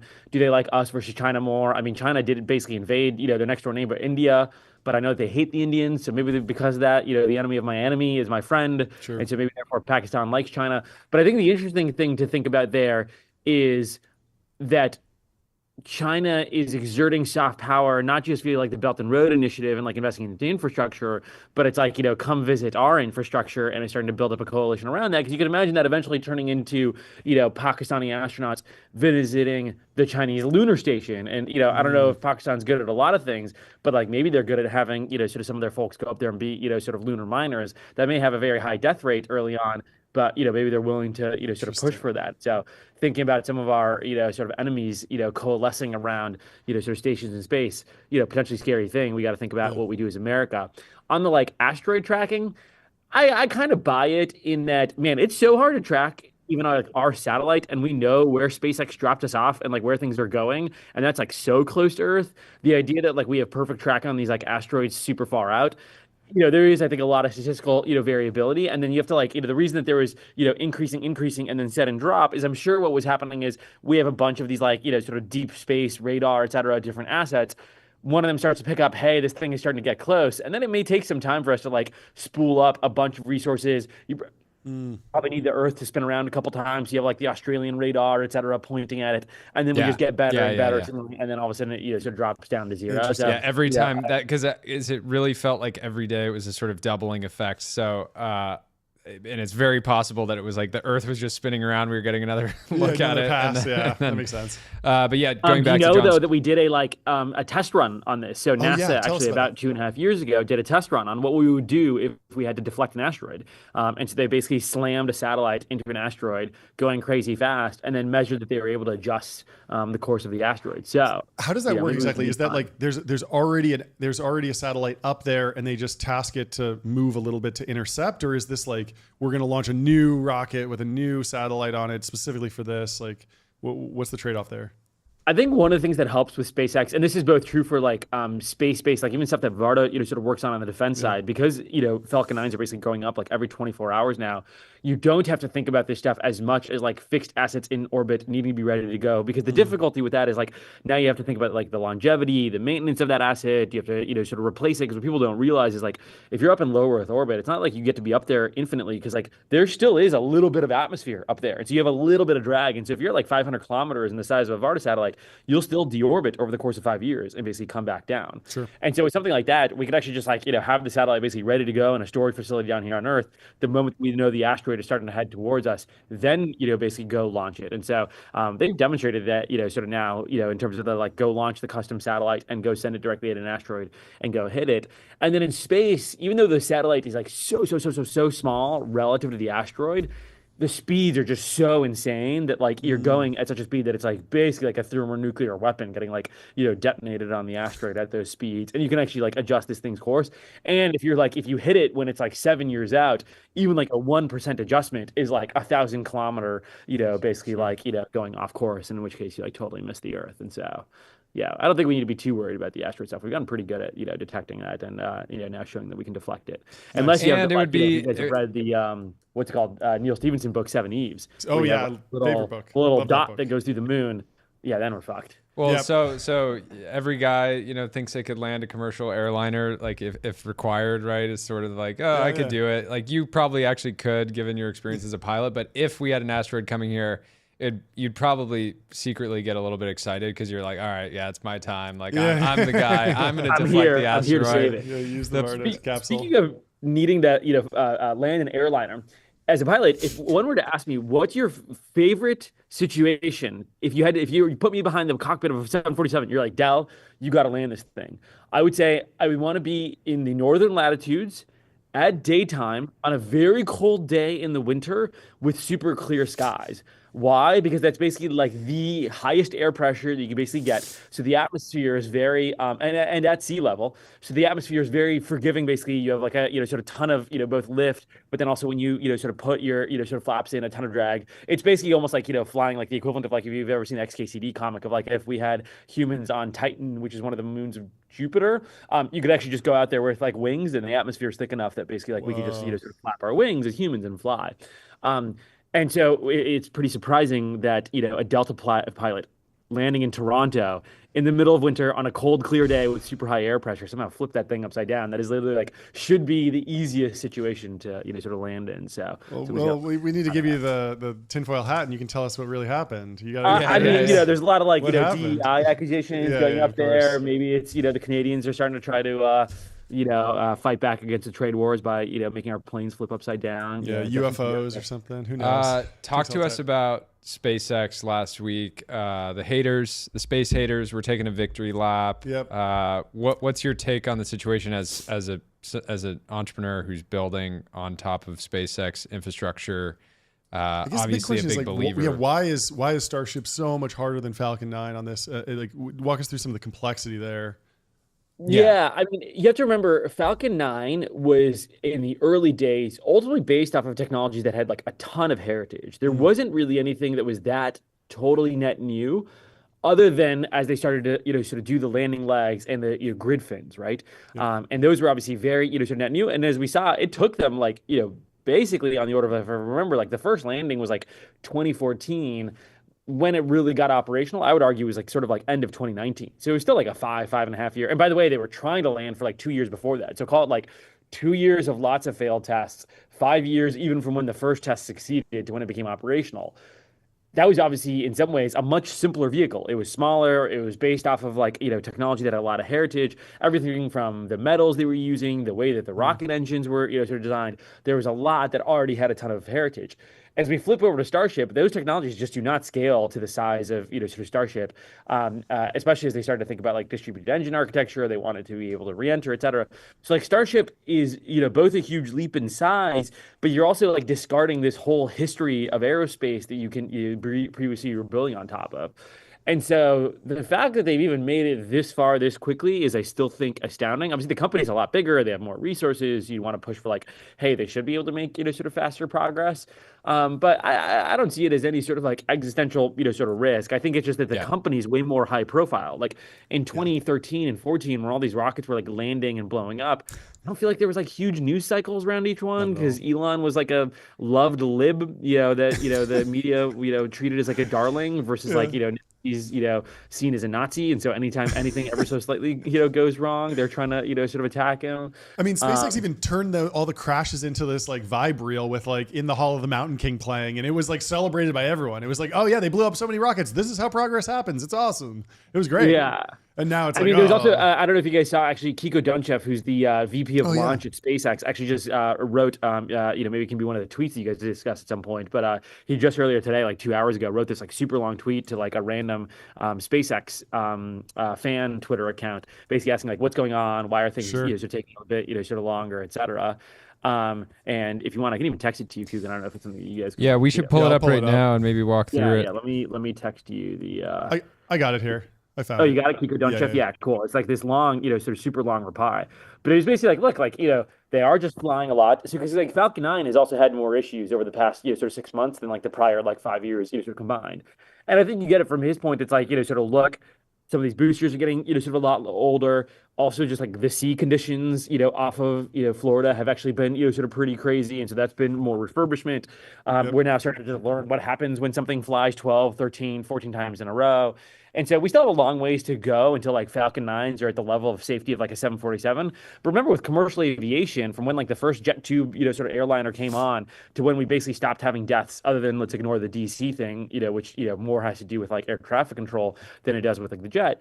It took us on the order of like 50 years for those things to become very, very safe, right? Like we basically had lots and lots of airliner crashes in the United States until 2012. Yeah. And then in 2012, they basically stopped, or maybe it was like 2010. And then we didn't have them for like 15 years other than this like DC thing. Yeah. And so I'm sure Falcon 9s will get to that point, but like it may be like, 30 years of finding all of the weird edge cases, atmosphere, this sea condition, this thing before these things are like as reliable as commercial jets. And they're more, complicated than commercial jets are. Oh, one analogy that I like to, sort of bring up that, some of the viewers might like. People think about like how expensive is it to go to space, et cetera. If you think about it on like a unit of fuel of like how much fuel you need to get up there, the amount of fuel that it would take for somebody to transport us from like London to New York on a 747, that's basically the same amount of fuel, like hydrocarbon energy, that you would need to get up to orbit. And so it gives you a sense of like once you on a per person basis. Yeah, on a per person basis, basically. Okay. So like, at this point, if you think about your like tickets to, from London to New York, it's actually mostly the fuel cost, right? Like they've largely amortized the airframes over so many passengers and so many flights that you're barely paying for that. And so to give you a sense of like what is the terminal cost of going to orbit, it's going to be roughly like a cross-Atlantic flight is basically like how much it should cost, like on the order of like $500 to $700 for like an economy ticket. Interesting. Yeah. Great. That probably unlocks point to point as well then. Like the SpaceX point to point, just like using the rockets to get from New York to Japan as well, similar cost. Yeah. I mean, obviously that's where it's like, okay, the rockets now have to be probably as safe as, because like the people that are going to pay for that are going to be like the richest people in the world. They're also the most safety conscious, which is what I always think about when people are talking about these like faster jets, et cetera. I'm like, man, people are definitely willing to pay for some speed.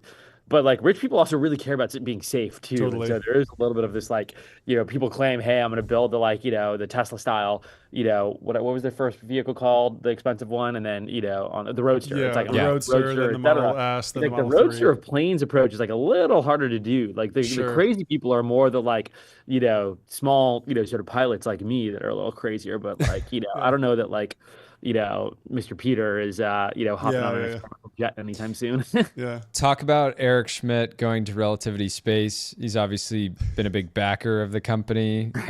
You have some of your own opinions, and then would love to maybe have you extrapolate a little bit Just on. For context, we we cover a lot of posts on X here, but we don't cover deleted posts. So yeah, that's probably we can forget anything let's say there were some great deleted posts performing quite well, but the team here is all about not making enemies, so I've got to play it safe. The deep state came for you. There's the problem with two jobs is you have twice the number of people that are trying to get you to delete tweets. And so, I think I should have 0 jobs. That way I have 0x the number of people trying to get me to delete tweets. I can't wait for that moment where you're just running your family, when he's running his family office from Mars and he can just say whatever he wants. No, but just talk there's generally. Like 30-minute delay. So even if people ask me to delete, it's like so late that it's like, dude, it's been up there for an hour already. Sorry. Just let it ride. Just let it really ride. Unhinged. Talk about Relativity as a company that presumably would want your business, should it, continue to make progress? Yeah, I mean, you have to look at it from our perspective, right? We have to sign launch contracts basically on the order of like 2 years out, because that's basically how long it takes us to like supply chain, plan things, build vehicles, et cetera. That's how far out our customer contracts are. We plan on, call it roughly that 2-year cycle. And so if I'm signing a launch contract 2 years from now, I better have that, vehicle ready to go. Otherwise, like my customer is going to be disappointed and all of a sudden I'm like holding up revenue. And so from a commercial basis, it's like really hard to sign contracts with anyone but SpaceX right now, because no one's showing any level of repeatability. Like even though, sort of Blue Origin has gotten to space, Firefly, Rocket Lab, et cetera, have, nobody's matched like the consistency or the price of SpaceX, and nowhere close to it, right? It's like, there's not even like an obvious number two, even anytime soon. It's like for me to feel confident in, let's say a Relativity, they would both have to launch like this year. They'd have to probably do it multiple times next year, and then maybe at the end of 2026, I would consider signing a contract for 2028. And so man, that's like a really tough business to take over. I think in 2017, the sort of consensus viewpoint in Silicon Valley was that launch was this commodity. There was going to be like, 4 or 5 players. There was going to be very, sort of low margins. And it wasn't going to be a place where you could generate many, sort of venture returns. And it's turned out that it's actually quite the opposite. There's basically one player. SpaceX effectively represents 99% of the market and has like insane profit margins on their launch business. It's something on the order of like, sort of 50%, sort of gross margin is like the rough reported numbers that I've seen publicly.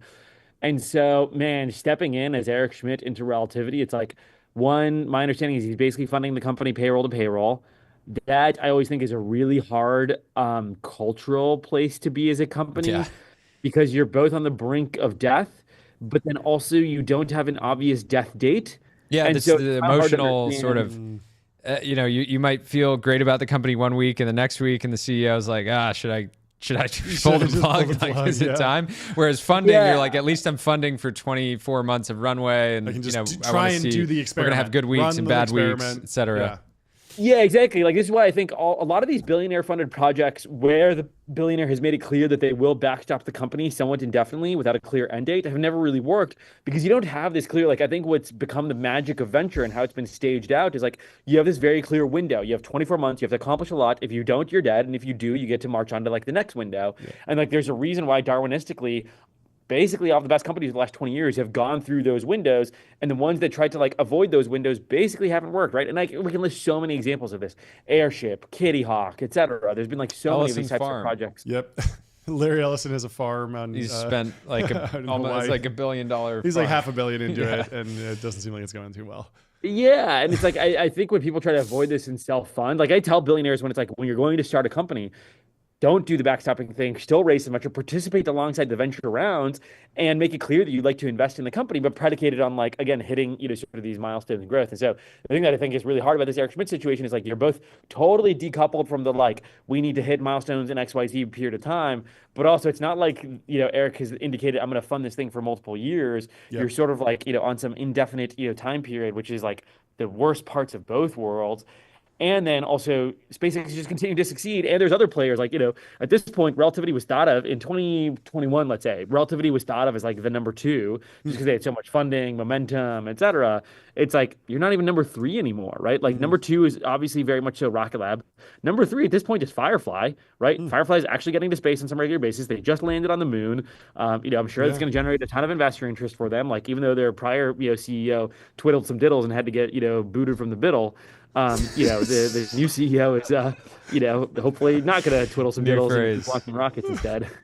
Let's keep it focused on the rockets here. Are there any, how closely do you track, China's progress? Do they have anything that could be competitive with Falcon 9 in the next 15 years? I'm assuming they're stealing all of our sort of trade secrets actively. But it still takes, even if you have the master plan and, even the schematics, it takes quite a lot. Is there a Chinese Varda yet? There's an Indian Varda as of yesterday. Okay. It's actually in the latest Y Combinator batch. No way. Props to them. It was a very cool launch video. Okay, cool. That was awesome. Look forward to hopefully there being Chinese Varda and, African Varda. And, I just want every continent. Aussie Varda. Russian Varda. No, it would actually be very bearish if you weren't getting copied at all. Right? Yeah. You want them. That's always my perspective. If you're not getting copied, then your idea is probably not very good. So there are plenty of SpaceX copycats even today. Of course. On the Chinese side, they don't have anything that is anywhere close to landing, but they're clearly just willing to throw manufacturing and bodies at the problem, where I think it's something like SpaceX has launched 27 times so far this year. China has basically launched 19. So it's, I mean, in the grand scheme of things, it's like pretty close, I believe. They just, are, very good at manufacturing these things very rapidly and then just pumping it off the line and just not dealing with sort of reusability. And so it's somewhat been like, there's a couple of Indian launcher companies that have taken that approach too. Just like, we're not even going to try and do reusability anytime soon. We're just going to make these things super, super, super cheap. And then at some point we'll think about reusability down the line. And so the Chinese are definitely like, if it weren't for SpaceX, man, there would be like red panic bells all over the place. Sort of God bless that SpaceX has actually succeeded at the level they have. Otherwise, we would be like very far behind the Chinese. What's the chatter within the space industry of we've seen plenty of undersea cables being cut. How worried is the average space founder generally like how worried are they about sort of sabotage? Is that something that's sort of like a risk factor in a Series C deck where they're like, is that even the right question to ask? I would say like not too worried, and it's not to say that it couldn't happen or anything, and we should underwrite this. But it's like the thing that would be really bad is if like Russia basically nuked low Earth orbit, detonated a thermonuclear weapon, and you had a bunch of like highly charged ion particles, basically orbiting around Earth at a much lower level than where like the Van Allen belt is, because it would basically destroy everybody's LEO business. Right now, part of why Starlink works is they're low enough in orbit that the Earth's magnetosphere basically deflects the solar winds, so you're still relatively protected.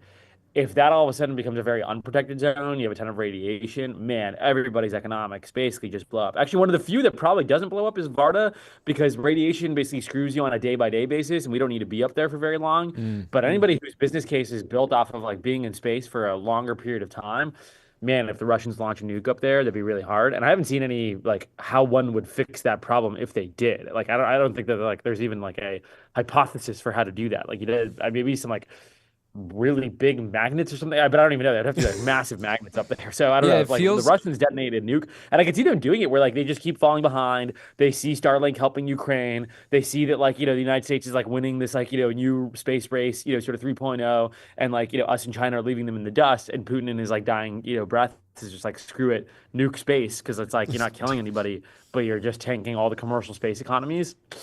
That'd be tough. Don't like it. It feels like most of the opportunities in space should be pursued by private companies. That said, stuff like thermonuclear radiation cleanup in low Earth orbit and like asteroid deflection are probably better suited for NASA and or sort of NASA private partnerships, just because Varda, you'd be a good candidate to potentially, save us from an asteroid, but it's not a good business model where you're like, okay, we have to like develop technology, maintain it, like carry this team, but then maybe you never have to use it across 30 years. It's not going to be necessarily a huge profit center. Yeah, I mean, I don't think we're so religiously libertarian at Founders Fund that we believe the government has no use whatsoever. So, there's the occasional need for something that is, of the public good, and asteroid deflection and thermonuclear cleaning is probably, should up there with that. But yeah, I mean, hopefully, diplomacy is more effective than having to do the cleanup, sort of part of it. Yeah, makes sense. Well, this is awesome. I think we got to wrap up, but thanks for coming closing on. it out. We'll have Thanks you for on coming soon. out. Oh yeah. Thanks so much for having me, boys, and congratulations on a phenomenal launch day. Look forward to seeing the success of TBPN. Mark your calendar, come back next week. Hey, we expect a cameo on the next video. It's already in the works. True. We'll hear you cameoed in this one video, in your post. in this video. An iconic Oh post. yeah. I mean, look, everybody needs an island vacation, but Reed Hoffman really needs one. You had a face cameo because we used a clip from your call-in. I wasn't talking about the tweet. You had two cameos, I guess, technically. Yeah. Oh, I had two cameos. You had two cameos because at 37 seconds, 38 seconds, you pop up for a second as an example of one of the guests that we've had. That's right. Double cameo. Well, I like my first cameo better than your the second first one. cameo is good, but yeah, a little bit of an Easter egg. Fantastic having you on. Goodbye, boys. We'll see you soon. We'll talk to you soon. That was great. We legitimately have to get off because we got to go get a flight. I know you have the biggest podcasters high because you had 4 guests today. When we promised the fans 3 and we did 4. That's the TV promise. That's the TV promise. Thank you, everybody, for watching. Thanks so much. It's been fantastic having you. We got a big day tomorrow. We are going to be live streaming for 6+ hours from YC Demo Day. We're going to probably have more guests in one episode. True.